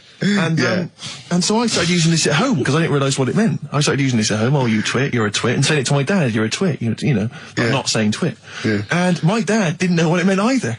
That's great. I couldn't believe. So he started using it as well, right? So then we'd be driving in the car. He'd be saying to my mum, "You stupid twit." Say this one, "You don't pull over. You're going to bum it, you twat." Saying this. Then I learned at school from Mark Johnson what it really meant. Yeah. Stopped using it. Obviously, finding out it was quite an offensive word. Yeah. I didn't want to bring it up to my dad. I didn't want to sit my dad down and say, "Dad, you know that word we've been saying? Yeah. You know what it means?" So now, to this day, I've never brought it out with him. So we'll be driving. I go home for Christmas. We'll be driving around. He'll be calling my mum that word, left, right, and centre. I think she knows. I think she's just embarrassed, or she's just upset, and she knows what it means. She goes, "Why does he keep calling me this terrible word?" But he's the only one, I think, in our family who doesn't know what it means. No one's got the guts to say. I don't know whether I should tell him this Christmas. What a twat. I know. Cool, we've got some great tunes lined up. We're going to play today our favourite singles. It's of the year. favourite tunes, some of which didn't yeah. quite make it as singles maybe, but tunes of the year, because obviously Christmas very soon and we'll be away for a short time. And, I think next week we'll be doing our favourite Christmas songs of all time. yeah, I'm worried we're not going to fill 2 hours with that. I mean, how many times can you play Shakin' Stevens before... Fairy Tale of New York. Yeah, exactly. I mean, that's There it the is only again. one, isn't it, really? That's the best one. That's the best Christmas That one's song good, ever. but obviously there's Joni Mitchell's The River. That starts with a kind of Christmassy Beautiful, feel. beautiful. I don't think if there's anything else. Not a great deal. The so waitresses, this is Christmas wrapping. that one? Is that Favourite of brilliant? mine. Is that good? Yeah. So this is Christmas. John Lennon. Paul McCartney came out with Simply Having a Wonderful Christmas Time. Christmas time, yeah, exactly. Yeah, but yeah. So John's was Happy Christmas War is over. Yeah. Yeah. Of course it wasn't, but Hey, optimistic. but I mean, at least he wanted no, to be. he was dreaming of it. He was dreaming of it. Yeah. That's, I mean, and, bless him. and to show how much I he don't. hated John war. Lennon's dead as well. I don't know if anyone's. Yeah, no, they do. Oh, yeah, know that's that. just another bit of I rock and roll like trivia. John's protest against war. He stayed in bed for a week. Yeah, I've been doing I've done that. I've been protesting against war for ages. Yeah, I'm yeah. eating hamburgers. Yeah, absolutely. Against war. Absolutely. I just go into Burger King on the way here. I went to the counter. But of course, that's not. I mean, not product placement there. And there's a number of other burger joints that people may wish to go to if I they often go to choose. McDonald's. Yeah, I often go to exactly, McDonald's. But I went into Burger King because it's close. And I went in there. It's convenient, but then often McDonald's will be convenient. I mean, Convenient. McDonald's is just convenient. Depends where you are. Just as convenient depending where you are. And I said, could I have a cheeseburger and small fries? Take away, please. And he recognised me. He went, oh, so you're not enough one, yeah? He went, there's your meal. So I went, thanks. He winked and went, I'll put large fries in. Brilliant. So that's so it's paying off at last. True genius is being rewarded But I'm by just the intrigued to burger know, joints. because I mean, there's been a couple of times where I've been with you, and we've gone in a restaurant and someone's given you a free meal or whatever. I It's the know. way that it's like you don't ask for it; it's No. just kind of offered. But I don't know what they're expecting in return. Nothing. I mean, do they Nothing. think that you'll go away and you'll always think fondly of Chad, who works in Burger King? I just think they think, oh, I don't know, they make I'm like going to give him a little treat. Yeah, I know. I don't like it, but then I'm always grateful, and I never. Yeah. But the thing is, I'm slightly embarrassed. Did but- anyone around you hear what had happened? No. Because I imagine the resentment, just the whole room No, turning they on didn't. you. I had to go around telling them. Yeah, I went and said, excuse me, did you hear that? He goes, no. I go, he just gave me the free thing because I'm on the telly. And I went, Yeah. I don't recognise. I went, you don't recognise me? I'm terrified now that that someone could be listening at Burger King HQ. You know, And I'm that assuming little this fella- is an unorthodox procedure. and you that know. little fella's got But fired. we know they know it's Leicester Square now because I just mentioned it, so they know which Burger King it is. Oh my God. I don't know. What was his name? Ralph Littleton. He had a name badge. Yeah. Number 342. Well, I just hope Littleton doesn't get in trouble. So, what are we going to that play could be a first? sad Christmas for him. He's probably keeping his whole family afloat. Bit of Springsteen. Well, tunes of the year. I mean, I know people dismiss Springsteen, but as I say, the gig I went to see earlier in the year, I made it. Sturgis It couldn't was believe we were quite going to play Springsteen. brilliant. She was- I just think, leave aside what you think is cool and trendy and the fact that he's older now or Really? whatever else. Really? Just leave all that behind Yeah. and just listen to the tunes because he remains a great musician. Let's play it. Lonesome Day? Lonesome Day. Oh, here he is. Look. Here he is. Come in. How have you? Oh, I don't believe that. that's pathetic. I do not believe that.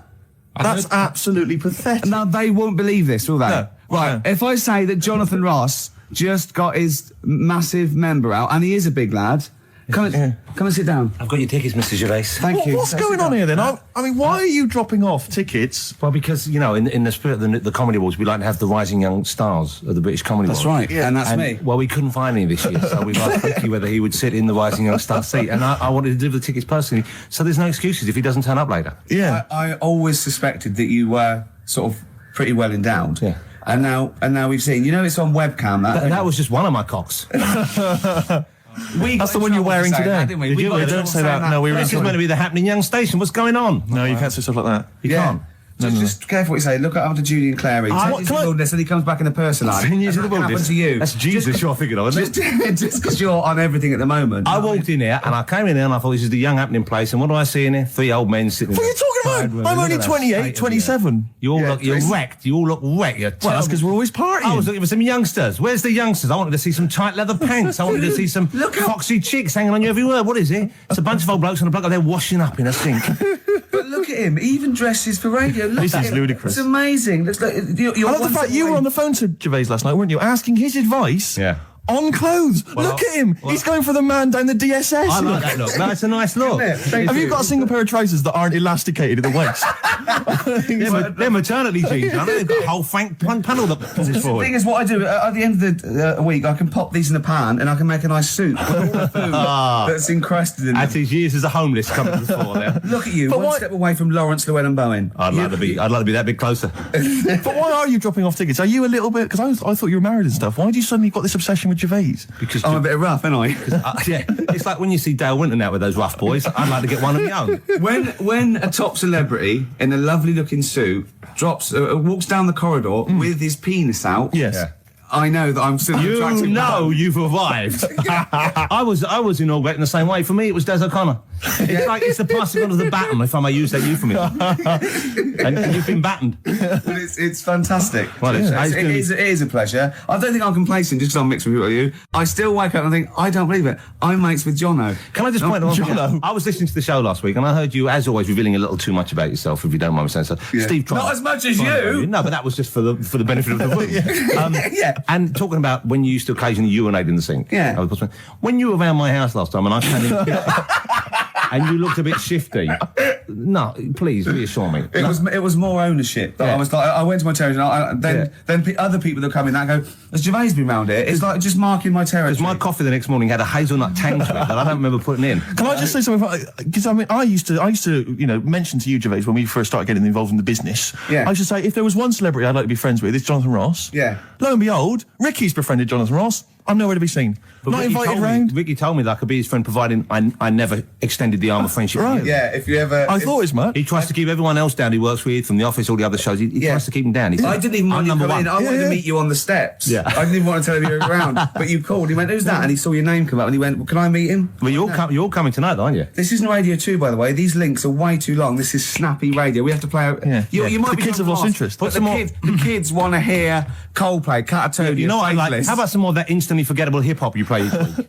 One of those obscure hip hop hooray. That's the worst feature on British radio. You should be ashamed of yourself. Wait a minute, I've heard your quiz on Radio 2. You're having a laugh. said the hip hop's that it's Put it away. Put it away. I'm Carl. Carl, how you doing? I'm all right.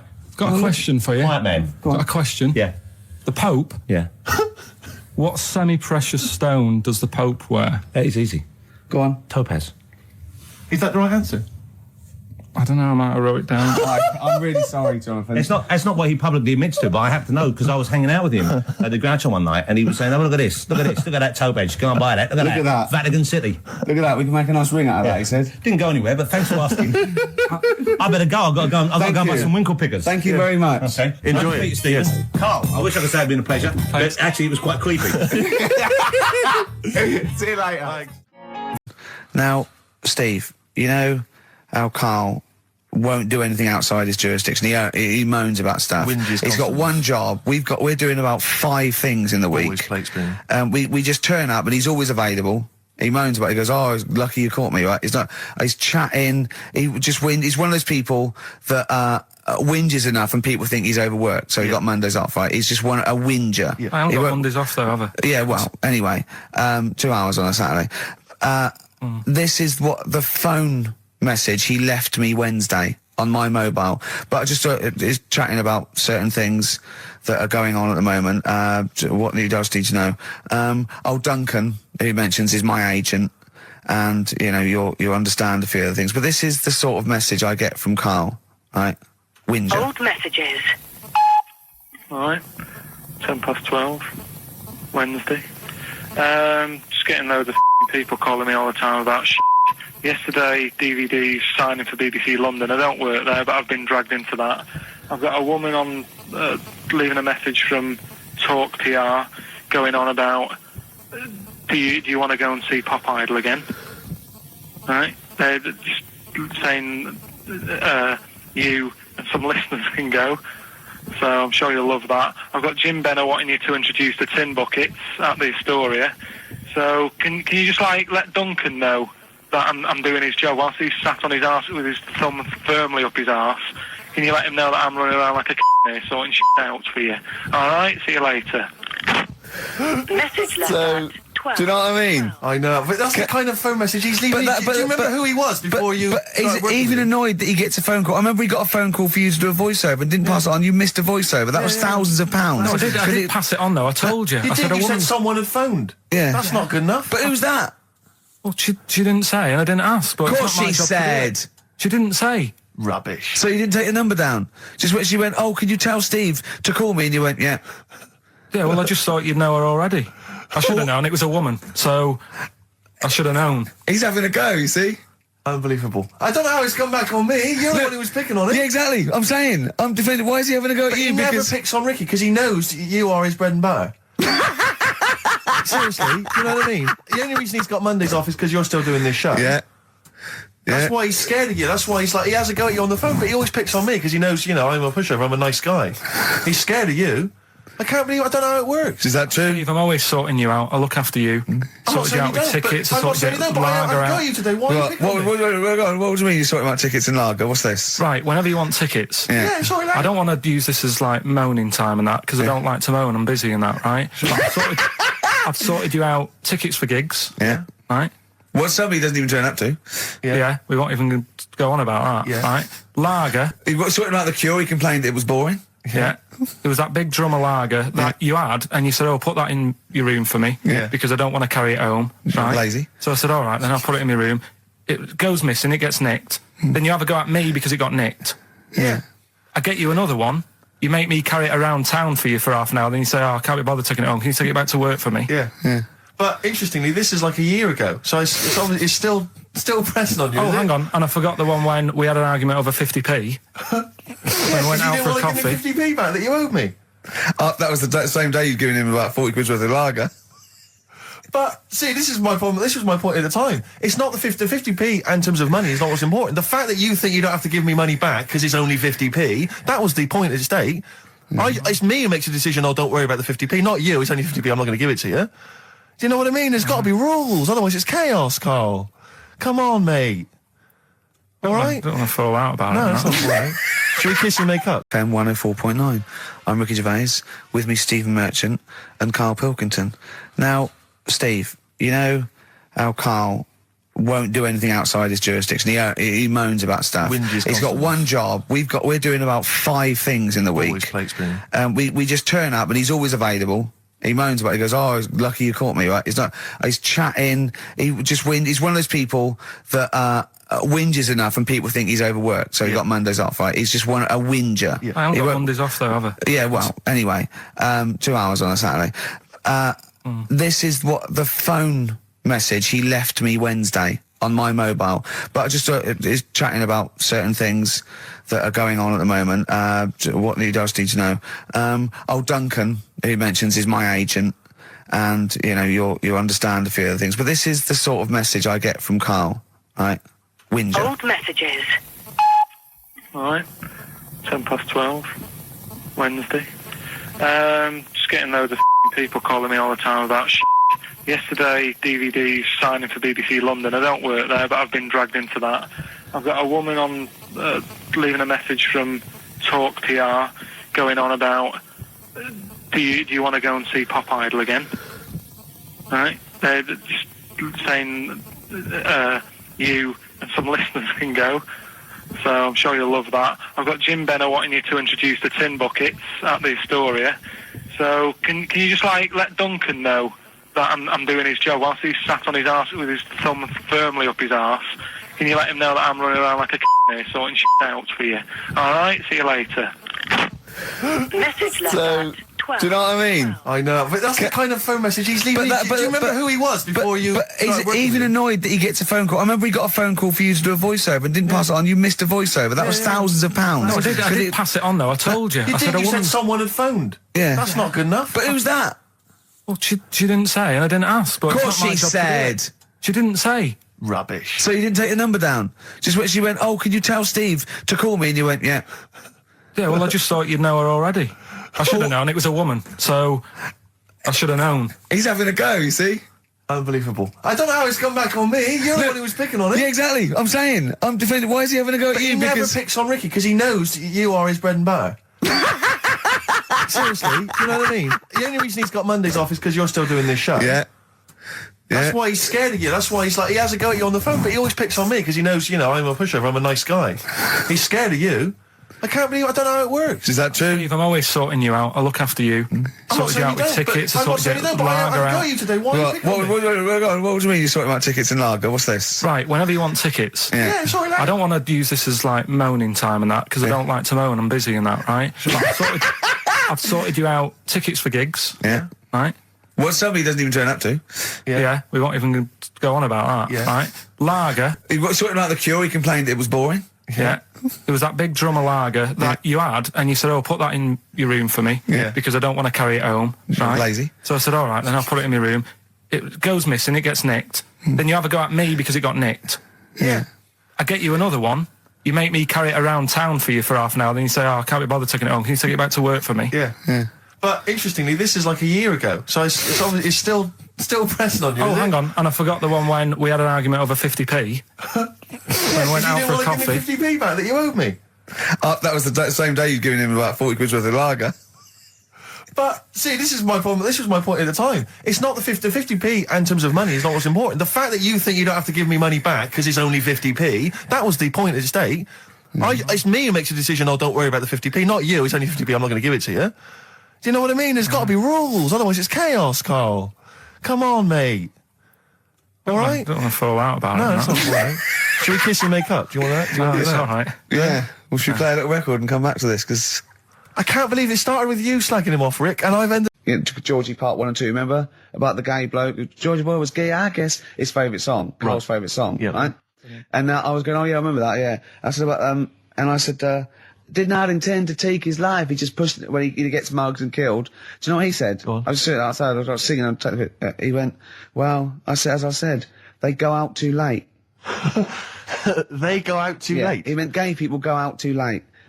He went, no, they do. I went, what do you mean? He said, well, they're always out, they go out when people are coming home. He said, if he'd have been in bed by 10, he'd still be alive today. That's a sobering lesson, And he went, Carl. there's one that works here and he's shattered every Monday. Oh, if you're gay and you're listening, just be in bed earlier. Go out when sensible people go out. Yeah. You're right, we're not on the continent, Carl, If you're gay and you're not in bed by 10, go home. Yeah. I don't get it. Now, right, okay, it's the film review. Carl, you just tell it from the heart. Tell us what you thought about the film, what you thought the... Can I just ask, is this the first time you'd seen Gladiator? You'd never seen it before? No. Okay. And what were your thoughts? Okay. The film review. Gladiator. It's alright. Nothing great.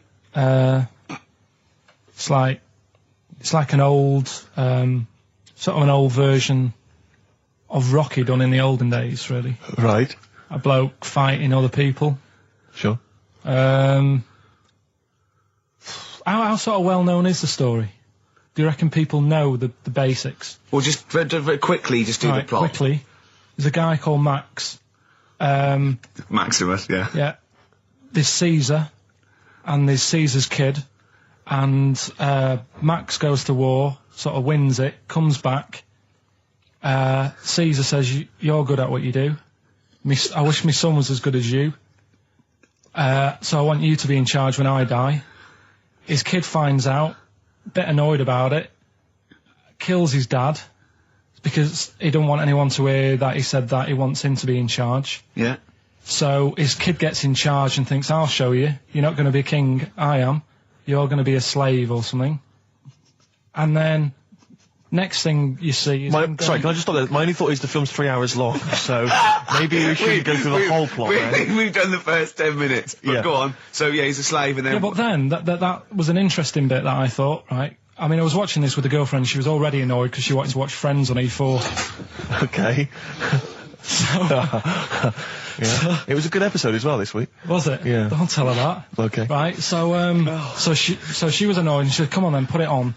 And I got it wrong straight away because it says on the back 149, so I thought that was an hour and 49 minutes. It turned out it was 149. No, I thought it was 1 hour 49. Yeah. But it was 149 minutes. Sure. So it overran anyway. By 40 minutes. Yeah. So anyway, the interesting bit was where he was going across the desert on a horse. And I think to show you how long he'd been going across the desert on his horse, he's showing you a shot of the horse's knees and they were bleeding. And I just wondered whether that's what horses do if they run for a long time. Do you know? I don't. Good. Right, so anyway, so it goes on, it keeps going on like this. He's a slave, and then he has a fight at the end with the Caesar's kid, and he kills him. And that's how it ended. Okay, good. What did you think of it? Just generally, what bits... What do you think was wrong with it? Right, well, I've read up on it, and there's already a fact that is wrong. Right. Caesar's kid, he didn't actually kill his dad. His dad died of a natural death. Right, in real life, you mean? Yeah. Okay. And, what's Caesar's kid's name? Comedian or something? I think it's comedian, yeah. Yeah. That's where the name comes from. When a funny person is called a comedian. He didn't actually get killed in real life by Max. No. He died by his sister poisoning him, and he didn't die. No. Are you saying that this is not a historical document? It's wrong. All over the place. Yeah. Well, next week I'm giving you Braveheart, and that is actually true. That is factually accurate. I can't handle it. It is. It was a little Australian fella that helped him out. Just for people who watched it, they know that the guy, Caesar's kid, yeah, he died. His sister tried to poison him. That didn't work. Apparently, he was a gay fella, and his boyfriend, who was a wrestler, strangled him. Where did you get this information? On the internet. I thought I'd look it up to see how much of it I actually got right. Yes. And that's what I read. Okay, so out of 10? 5. Really? Yeah. Okay. It's no good. I wouldn't get it out. And it's annoying the way it says, like, this film's got to be seen at the cinema, because I saw it at home, and I don't think I missed out on anything. Very good point. I think that's probably the point they're making, but yours is valid too. Right. In Turkey... Nice. It's not, actually. That's where I went, and there was little fellas after Suzanne in the kitchen. What? What do you mean? We went to Turkey. You went to Turkey and there were some little fellas? Well, they had quite a few sort of midgets working in the kitchen. Why? Is it a theme? No, was it a theme holiday? I don't know. Might get them cheaper or something. Was it... So they were working... cheaper? They were working in the kitchen, and one of them fancied Suzanne and kept sort of... eyeing her up, and she was winding me up saying, "Oh, not eyeing up and down, just eyeing her up." Yeah. Anyway, no. So what was she doing in the kitchen? No, it's like a pick what you want to eat type buffet, but you have people clearing the tables and that ready for you to come along. Are they low tables? And he was just keeping an eye on her. What did he say though? Was he Turkish? So I don't know what he was saying. But he was a little fella, yeah. Did he? What do you mean a little fella? What do you mean little fella? Sort of dwarf-like. What do you mean dwarf-like? He had magic powers, or he was 4 foot? No, what do you mean, Carl? A little bloke, just like a normal bloke, but small. If you stood him in the desert, you wouldn't know. But he'd be hot and says, right, Carl. You should watch out for the monkeys. Yeah, underground. There's underground monkeys. Look, you can't just say there was a little midget fella who was eyeing up my girlfriend and then leave it. What do you mean? What was happening? This is a story to us. This is much more interesting to us than, and she was deaf, right, and she hit her head.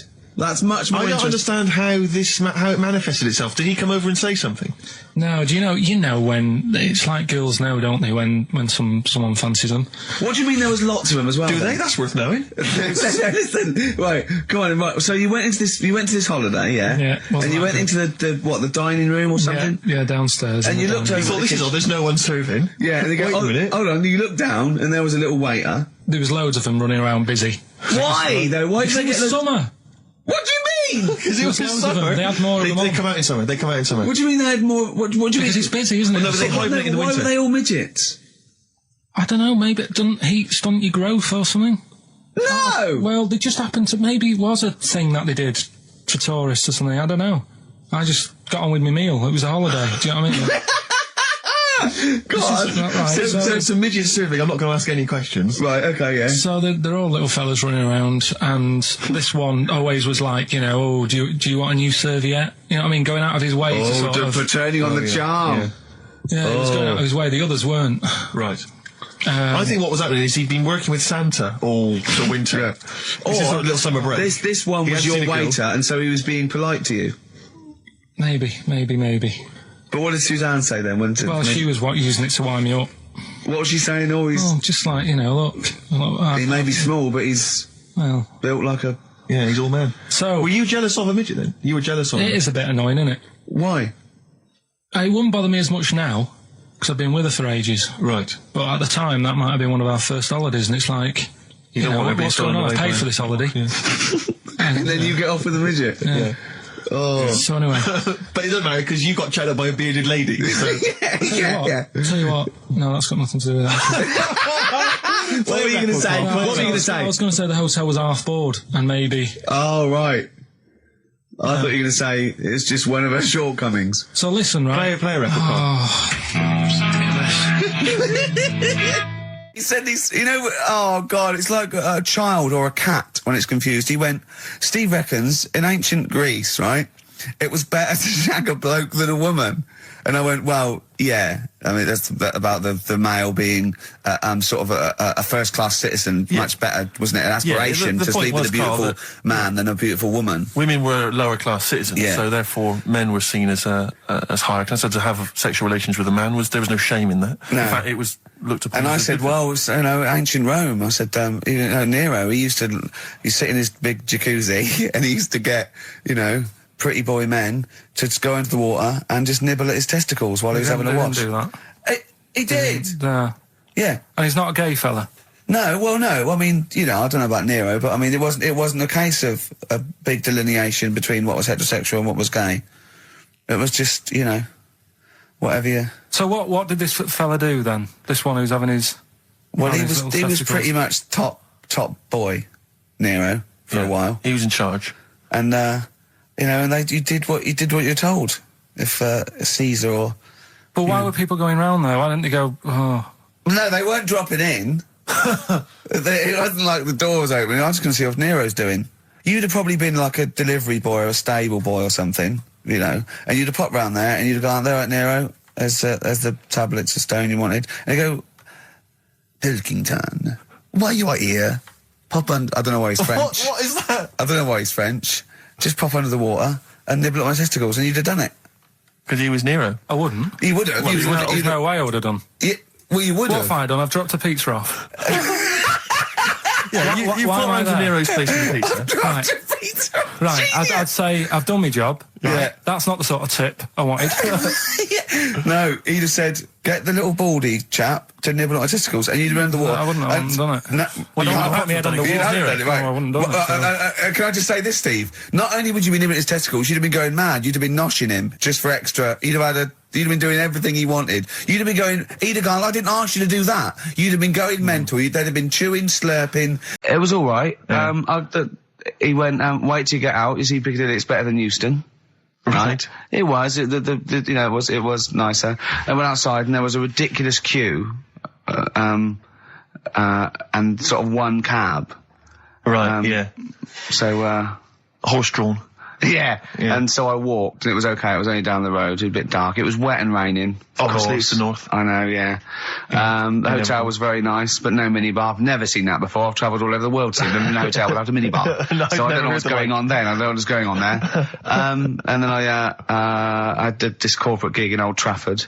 Pitch was up. Don't know what they were doing, but you know, very impressive, big impressive. I think they're the richest football club, aren't they, Carl? Yeah. You did a gig at where? Old Trafford. It was in a function room. Oh, there, well, I but, thought it was the stadium. No, I'm Incredible. not that big yet. No. But I mean, you know, I can't really comment on Manchester. I do know that Liverpool was voted most important music city via poll. True enough.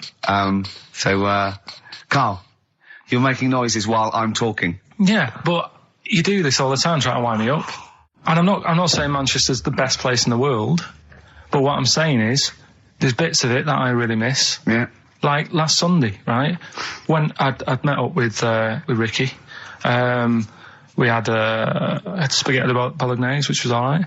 And then I said to him, I need some soil. Damn, I wish you'd invited me. It sounds amazing. So I need some soil. What do you think? You need some what? Soil? Soil, yeah. I need to repot a plant, right? Yeah. So you need to repot a plant? Yeah. Fair enough.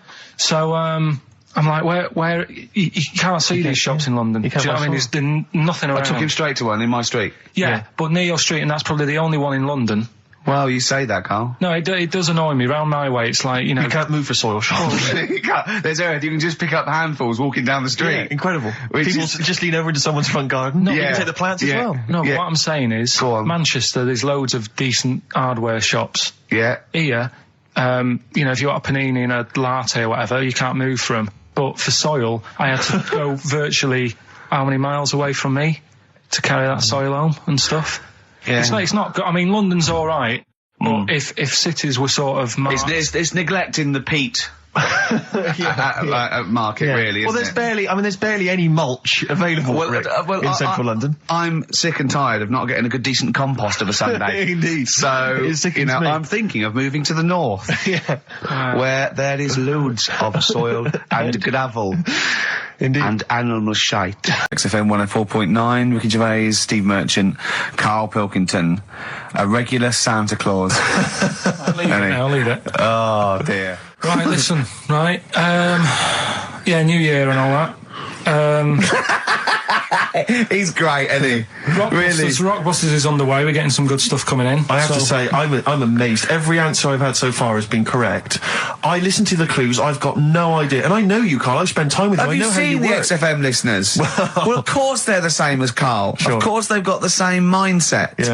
Yeah. Oh. Right. So what did you do for New Year, incidentally? Well, I cocked it up a bit. Right? You're joking. Go on, You're here we joking. You're joking, mate. Go on. I went and booked a You table. got the wrong day. No, right? Booked a table at a restaurant that was shut. Right? What? I booked a table at a restaurant, and the one that I called, it wasn't the one. The call had been diverted. So Suzanne said, call them up and see what they're serving, right? Because I forgot to do that when I booked the table, right? That's right, anyway. Because the thing is, right, it's a restaurant in Covent Garden, but they've got one in Victoria. But when they answered and they said, no, Victoria, I thought that was the person who was answering the phone. Do you know how some people say the name? Right. So then when I called them up and said, what You thought he sounded a bit funny. right? So... I'm confused, Carl, but probably not more. No more than you would have been on the it was a branch of a... All right, he doesn't anyway, want to give the restaurant away. So he phoned it up. There's one in Covent Garden. They answered the So phone. it's not, the restaurant's not called No. No. They said, no, Victoria. Why can't we name the restaurant? I don't know why. Are we It's scared? not libelous. Are we scared that, are you scared people are going to sort of see you in there because it's your regular haunt? No, it's just that, you know, you got to pay for stuff, haven't you? Right.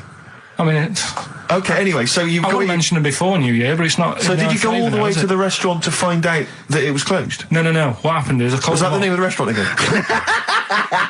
Right, the restaurant's called Christopher's. They've got one in Covent Garden, they've got one in Victoria. He phoned up, he went to book, it's a lovely restaurant, I've been there often, I recommend it to him. He phones up, said, can I have a table for new, he said, no problem, sir.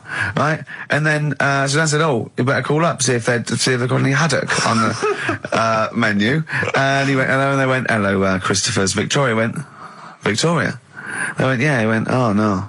That's it, innit? So then I just said, no, forget it. I'm not going all the way over there. So I cancelled it, right? So then I called up Suzanne and said, look, I've made an error. The place we were going to is shut. Was she surprised again, or? So we're not going. So she said, oh, try some other places. And I did. They were all booked up, right? I was fed up anyway. I hate New Year. It's always like this, isn't it?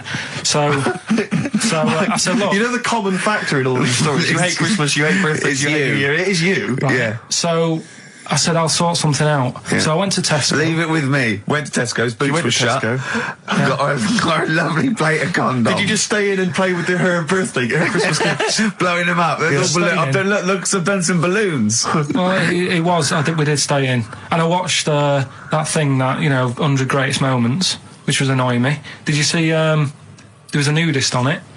You know how I feel about them. Yeah. Right? Did you see him? Man with two knobs. There was a man with two knobs on it, and a nudist who just wanders about the house. But it said, and when he visits people, I was thinking, who lets him visit? I go, Exactly, yeah. But he must go there with trousers on and go, hello, lovely to see you. Can I just pop all these off? Well, not really, no. And I tell you what annoyed me the most, they had a white sofa. If you were a nudist, you'd get a darker one. Right? So anyway, right, so we ended up watching that. That annoyed me. And then I was tired by about 11, and I said, oh, let's go to bed.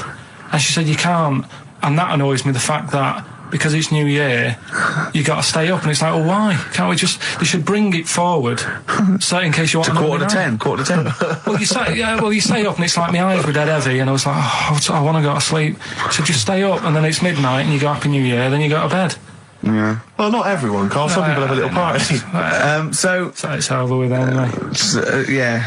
Sorry, are you 86 years old? It just gets on my nerves. Do you ever enjoy it? You never seem to have any fun, Carl. This is what disappoints. This is what worries me. I feel like you're going to die. You're here, young, you're here, Carl, with us two. We've got three, as I was just saying to Steve, three of the greatest comedy minds ever in one room, and Steve pointed out since the goodies. True.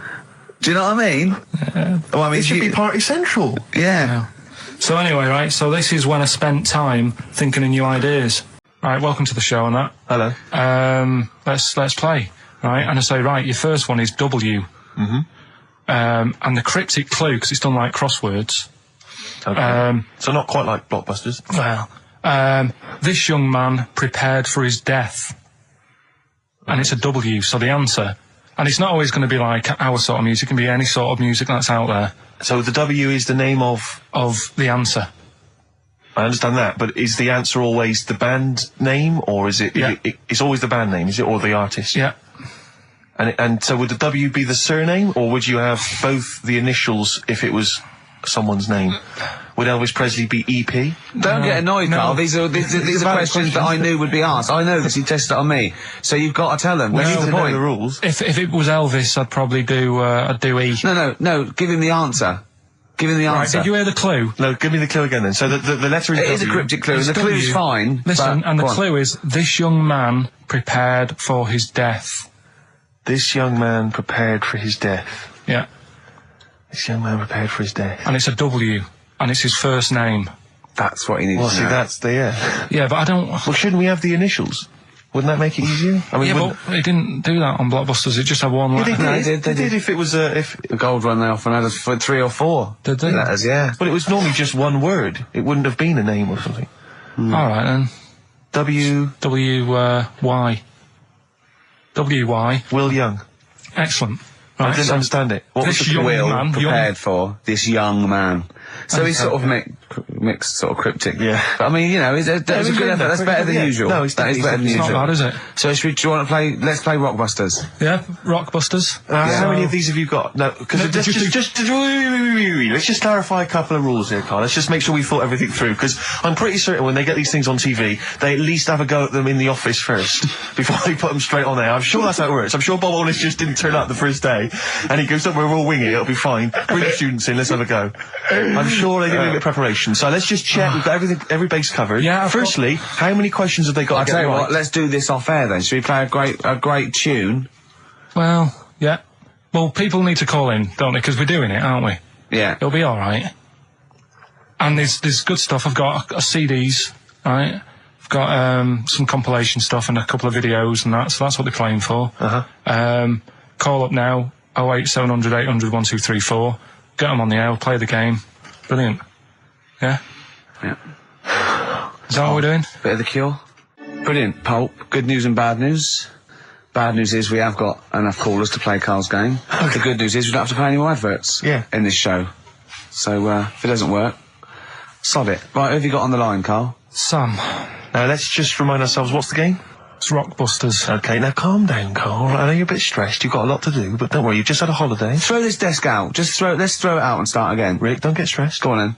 People wouldn't think it was us if this show wasn't, half-baked and ill-formed and generally shoddy. That's what they've grown to love. Okay. All right. Sam? Hello? Is it sounding alright today? It is, just about. Right. Cheers. Sounded worse. Right then. Yeah. And so we've got Sam on the line. Who else have we got there? So we've got Tim as well, haven't we? Hi there. Alright, Tim. Tim and Sam. You sound quite similar, lads. Could one of you affect an accent or something? Which one's Tim? Yeah, it's me. Okay, which one's Sam? This is Sam. That's slightly deeper, Sam. And they're not against the clock anyway, are they? So it doesn't really matter. I suppose not. So I think Steve just wanted a bit of variety. Okay. You understand the rule, lads? Can you explain them to us? Right, play it. Okay. Hang on, wait. Well, let me explain, because life is too short. Now, Carl's going to read out say 3 clues, yeah, and just just shout your own name and answer it, or shout the answer. Shout your own name, then the answer if you know it, and it's the person who gets the most right. Okay. Is that alright? Yeah. Yeah. So, Here we go then. okay then. So Shouldn't it be the first to three?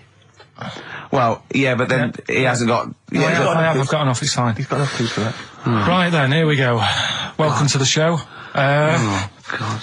Right, first initials, ST, right? Is that right? ST. Well, I don't know. Oh, we don't know, do we? How do we know? Here we go, ST, and the cryptic clue is better than the average homeless person. Okay? Sorry, I think... Is that a band? Yeah. Is it an old band? Yeah. I think that's one word. Alright then, S. It's an old 70s band. Better than the average homeless person. Tim? Go on. Supertramp. Yes. Supertramp it is. Yeah. Well done, 1 point to I have you, no idea Tim. why that's right, by the way. You don't understand why it's right? He's a super tramp. Oh, right. Better than the average homeless cryptic, person. yeah. Yeah, cryptic. Yeah. Okay, second one. Come on, Sam, you got That's actually quite good for Carl. Trust me, Tim. Take that as a good clue. Because, yeah, okay. We won't do this again. Wait, 1-0 Right, to here we Tim. go. Right. F. The letter is F. That's the next one we're moving on to. And the cryptic clue is, the little girl is hungry. What shall we do? The S or F? I've got it. F. Ready. Sam. Peter. Yes, 1-1. Feed her. He's pulled out of Feed her. Yeah. Feed her. Okay. Yeah. So that's one each. So this is the decider, isn't it? Wait a minute, ITV are on the phone. Well, you said first to three, so no, it's not, is it? That's what I said. Just do the three clues and who gets the most. Okay, well, we can do that now. So, here we go. I love this. This is rubbish. Go on. So, here's the last one. The initials are AK, right?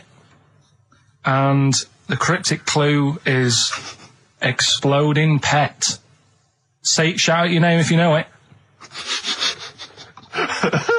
Last orders at the bar, please. Last orders at the bar. Exploding pet. AK. You're tuned to XFM 104.9, Karl Pilkington's quiz, Rockbusters. The format is still available. The highest bidder, please give us a call, or you can email ricky.gervais@xfm.co.uk. Is it a band or a singer? I'll give you a bit more of a clue. It's a pop band. Okay, we wouldn't... Sam. Tommy Kissam. Yes. Hey. Oh, this is amazing radio. Oh. So who was that won? That was Sam who won. So it's 2-1 to Sam, so he wins... What does he win, Carl? He wins some CDs and some videos. No, he's got obviously now, Sam, if you're ready, take the spot, you're going to do the gold run. Away you go, Carl. I haven't got any more. You're a fool. Right, stay on the line, we're giving both some presents. Play a record for... Rick, I'm going to shoot off. Not come! Feeder, come back around. He's getting all stressed again. You know, we've only done an hour. I know, I'll tell you what, this You know, seems there's like another hour to go. I know, I don't know what it seems like to the listeners. I'll tell you this, I'm not trying to be disrespectful, Carl, but I think maybe someone else should come in and press the buttons. Because I'm not sure you're across it. I don't think you can concentrate on talking and working at the same time. I'm not sure you can... Walking Yeah, and for eating. you it seems it's a Oh bit no, like... don't say that. Look, he's gutted. No, there's a lot of gone wrong here. I say throw this desk out and get a real one. Seriously. Well, I think there's a Fisher Price one you can buy in Argos that might be worth but getting. we got there. We were stunned because it was second hand, this one. But this is like the Mir space station. I mean, it really is falling apart. Get a new one in. Let's not, I can't believe it. Look at that. Look at the library. Look at the gaps in the library. Let's not go on about this, because this isn't good. What? Whereas that quiz was. Whereas that was good radio. You can join in and stuff. But the problem is, Carl, why do you rush to do it? I told you before we should practice these things. That's Although, how to it's be done. fair, Steve, I haven't got time to do anything, so at least Carl's coming up with stuff. But I don't mind, running What other through with ideas it have you while got? you're having a kip outside. Really? doing What the other ideas have records. you got? Have you got any other ideas, Carl? Because you've got another hour. Have you got anything at all? No, I wasn't disputing. He's all smug because he's had a phone call. No. What's the one, what's Carl's view on... Carl, what do you make of nudism? Who's that from? Let me just check who that's from. Sort of, there's a time and a place for it. That's from, it's very difficult to tell. That's great, you see. There's a time and a place for it. That is just brilliant. That is Dickie Bird. That's that sort of northern, confident soundbite. Wasn't it nudism? Time and a place for it. There's a time and a place Would you for do it, Steve? Would I do nudism? Yeah. He's not allowed. Not again. No, Yeah. It's not nice, is it, really? No, it's not with Steve. He's not allowed on any National Trust land doing it because he's caused the death of millions of starlings. That's true. There was something on BBC Choice the other night. It's a really short show. I haven't seen it before. Like an odd it's not a bloke eating copper soup and then another short show, like maybe someone cleaning their teeth with Colgate, and then the really short show. What was it called? No, what it was about this old fella who he's into nudism. And he was saying he's done all right. Did he play volleyball a lot? He said he's done all right out of it because there's not many blokes who are willing to go nude for modelling and that. And he's about 70, so it's not. Is there much cry for that, do you think? Is there much demand for a 70-year-old nude? He's doing all right for it. Sure. Good luck. And the odd thing was, you see, he had a corkscrew penis. He was just like walking around on a main road in like a seaside town. And Right. and cars would... See, that's not nudism, is it? That's mental illness. Yeah, he's just a bit div. Yeah. Yeah. So, I tell you, one of your favourite programmes, is it one of your favourite programmes, just that one with the hot air balloon? And it's Yeah, you adventures. love that, don't It just you? goes, it's like Oh, in you love Sydney, that. sometimes then it's at a carnival. His favourite programme when he was little, he used to watch it for hours, was that little girl by a blackboard with two toys. Yeah. He used to love that, didn't enjoyed that, didn't you? You weren't raised as an experiment and you escaped from a laboratory. You had regular upbringing in Manchester and that. Yeah, I didn't go to school much because my mum and dad had a caravan. Right. No need, is there? No need when you've got that sort of fun at home. And I used to just go away for weeks. Really? Yeah. Is that true? Yeah, honestly. Where'd you used to go? Port Maddock. But And so you didn't go to school much? No, I did, but not as much as everyone else. Yeah. How many holidays were your parents having? What was their income that they could... No, my dad used to work nights, and he used to travel back, because to Manchester from Wales, it wasn't that far. And Manchester to Wales? He used to do 4 on and 4 off, so me and my mum were like loving it. But what Port Meredith? Port Maddock. Port Maddock. Just down the road from Port Merion, where they filmed The Prisoner. Right. Oh, so that's cleared up for me. Location-wise. So what did you do then? You were in this little 2-berth caravan on the back of a Cortina estate. Right. Well, what was it? What was the car? I want the. What was Granada, Ford Granada. Ford Granada. What are we talking? 1980. Yeah, 82, 83, right? 84, 85. Okay. And you in the car down there, down there, park up. Yeah. What was it? What was Port Meredith? Port Maddock. Port Maddock. Remember Ruth? It's just, Oh, yeah. it's just a holiday camp. Yeah. And had an arcade and a beach. I was loving it. Yeah. But, so of the 52 weeks of the year, let's assume, I don't know how many weeks you take off normally for holidays anyway. Let's just say, I don't know, you go to school 45 weeks of the year maybe? Generally, most kids? Nah. Bit less. Bit less than About that? 42. How many weeks would you say you actually spent in school? Well, how many weeks do you have off for summer? Well, we'll work that out. That's what About I mean. 6 off for summer, about 3 for Easter, about 3 for Christmas. Put it this way, I'm surprised I'm not Welsh, to be honest. Right. So I was there more than was in Manchester. Did the school authority not come and check you out? No, they didn't. Didn't get Manchester, I suppose they didn't care, did they? Not really. Yeah. They're lucky you turned up at all. What did you just turn up for the last day when you could take in your best toy? Did you know that when you could take in any game? Just play with everyone else's. Why, I break my stuff. Sure. Yeah. Yeah. No, that's a good Well, this point. answers a lot. This does answer a lot. The fact that you spent most of your time on the beach as a kid.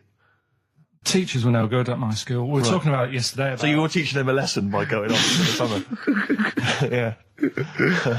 Anyway. And did you go to university? No. No. Did you go to sixth form or college? No. When did you leave school? When I was about 15. Right. What, you just went on holiday and didn't come back? I just got a job early, didn't I? Where was it? Port Maddock? Getting there. No, I was a printer. BM Print in Trafford Park. Well, that's great. That's a little interview there. Yeah, little next, I'll be interviewing Steve Merchant. What are we playing next? Bit of elbow. Oh, this is fantastic. This is Elbow. Elbow, Asleep in the Back. I think that is absolutely beautiful. I think Elbow are my favourite new group. We've sang their praises many times and they've never phoned to thank us. Should they? Yes. Do they? Annoying. Really? Annoying. No, they're doing a good job there. I wonder if they found their lyrics. Because I also wanted to write a song from, didn't I? They didn't take me up on that either, Steve. I'm not sure I'm so keen on them now. I used to sell mackerel. Did you? Yeah, I had a pet magpie Did you? called Maggie. How do you pet magpie? You mean you captured it and didn't let it go away. Yeah. Can't have a pet magpie. But then it got really vicious. I mean, Well, it was quite like, nasty. let me go. What do you keep it in, a rabbit hutch? No, it flew around, but it used to just like come to me all the time. But then it started pecking me head and stuff. That's not a pet magpie. That's a bird in the garden. No, but I could actually, I could hold it and stuff. It wasn't scared of me, and it knew it was me. It used to come down from like the top. It hated you. That's why it wanted to peck you. Is that? And the other thing, I always remember being younger and like walking through the woods to school with my mum, and like, I was chasing a butterfly, and she said, "Oh, don't do that, Carl." And I said, "Why?" She said, "Because they only live a day." I said, "Oh, all right, I'll get a dead one in the morning." That's genius.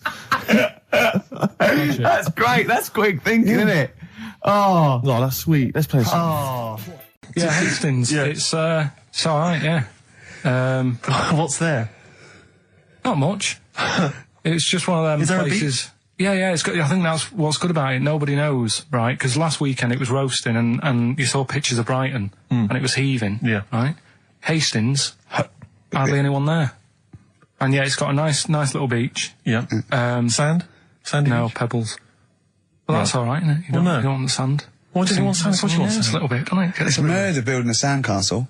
No, you just sit there. You can't walk on pebbles, can you? It's, What do you mean? Well, it's all kind of, it's sort of a bit, dodgy It's underfoot. all right. The only annoying thing is, right, it's one of them places that it's great to visit for a day, Yeah. but I wonder how people who live there get by. Why? Because all the shops are like them things that you go in, and it's like a little pebble with a pebble stuck on the top, and it says Hastings on it. So every shop does that. If you want bread and milk, You're done for. it's murder. Yeah. There must be a supermarket. I didn't see any. Seriously, it's all novelty things like that. Yeah. And then when I got back into London... Their houses. Yeah. Just covered in pebbles and like seashells and stuff. Carl, have you ever logged on to Friends Reunited? It was the site that everyone was talking about last year. No. Are you aware of the concept? I've heard about it, but there's no one from school who'd want to see it Hook up with. again, really. So basically, for those that don't know, you have to log on to his website, and then you can it helps you track down your old schoolmates if they've also logged on and stuff. And we took the liberty, really, of looking on the Friends Reunited site and typing in your school and trying to track down any of your old mates. We didn't get in touch with any of them, don't worry. We didn't do that. We're not going to surprise you with them now. No. But I was just interested to know, like, some of your thoughts on some of the names that I could run past you. I mean, these are people from your year.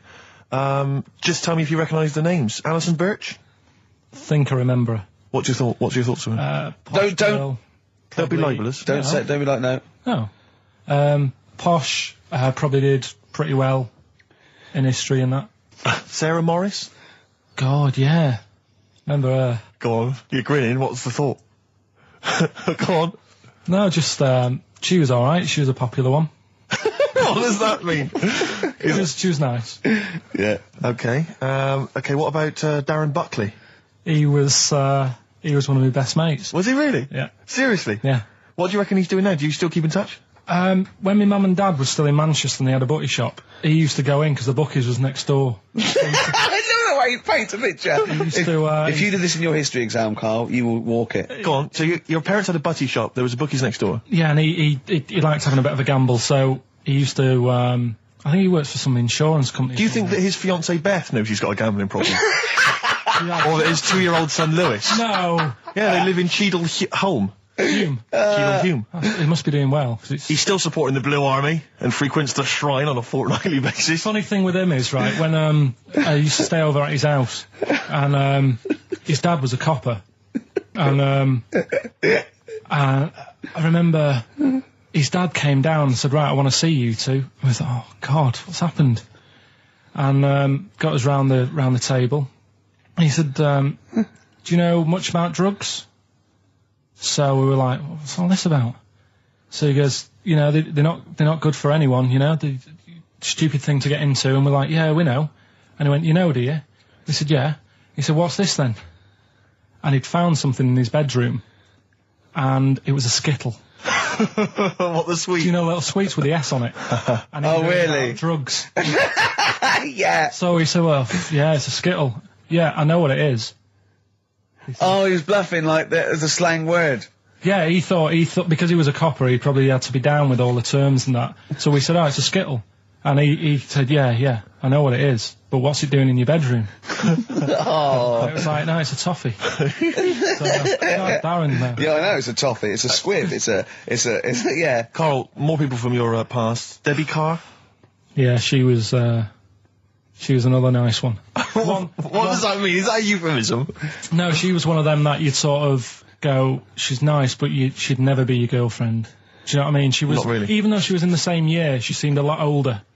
Right. And like, Wasn't a teacher, was it? there was 3 of them who all hung together, and they seemed to hang around like the older kids, the ones who looked like men.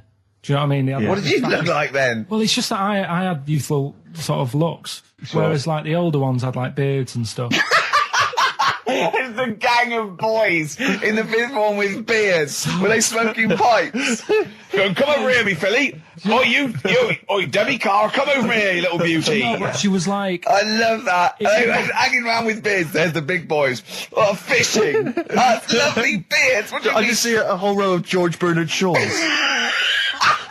Brilliant. How do you do in history, boy? Think got any? You're an idiot. they were like, you know, I'd be there sort of punching people in the arm.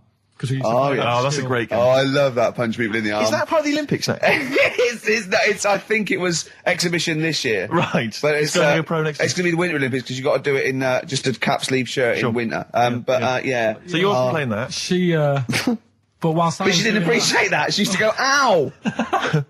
No, I always think whilst I was doing that, they were like the Charlie's Angels and they'd be sorting out a mission somewhere. Because they were really like, there was something about them that you thought, you know, they're special. They were private detectives. What do they work for a man they never see? Okay, well, here's a name I'm interested in because, well, let me just tell you the name first. Adam Clifton. Oh. Go on, what are your thoughts on Clifton? He was one of them kids, he was alright, but he had that thing when, if you didn't have enough milk, he had like, wrinkly hands and like white bits in his nails. Oh! Because you didn't have enough milk. Yeah. So therefore, you didn't like him because you didn't get enough milk. This is not to be confused with the 2 people with the big heads and the web feet, is it? Web hands. Well, this I was know that they weren't related. They must have been somewhere along the evolutionary sort of trail. Do you know what I mean? They must have come from the same sort of stock.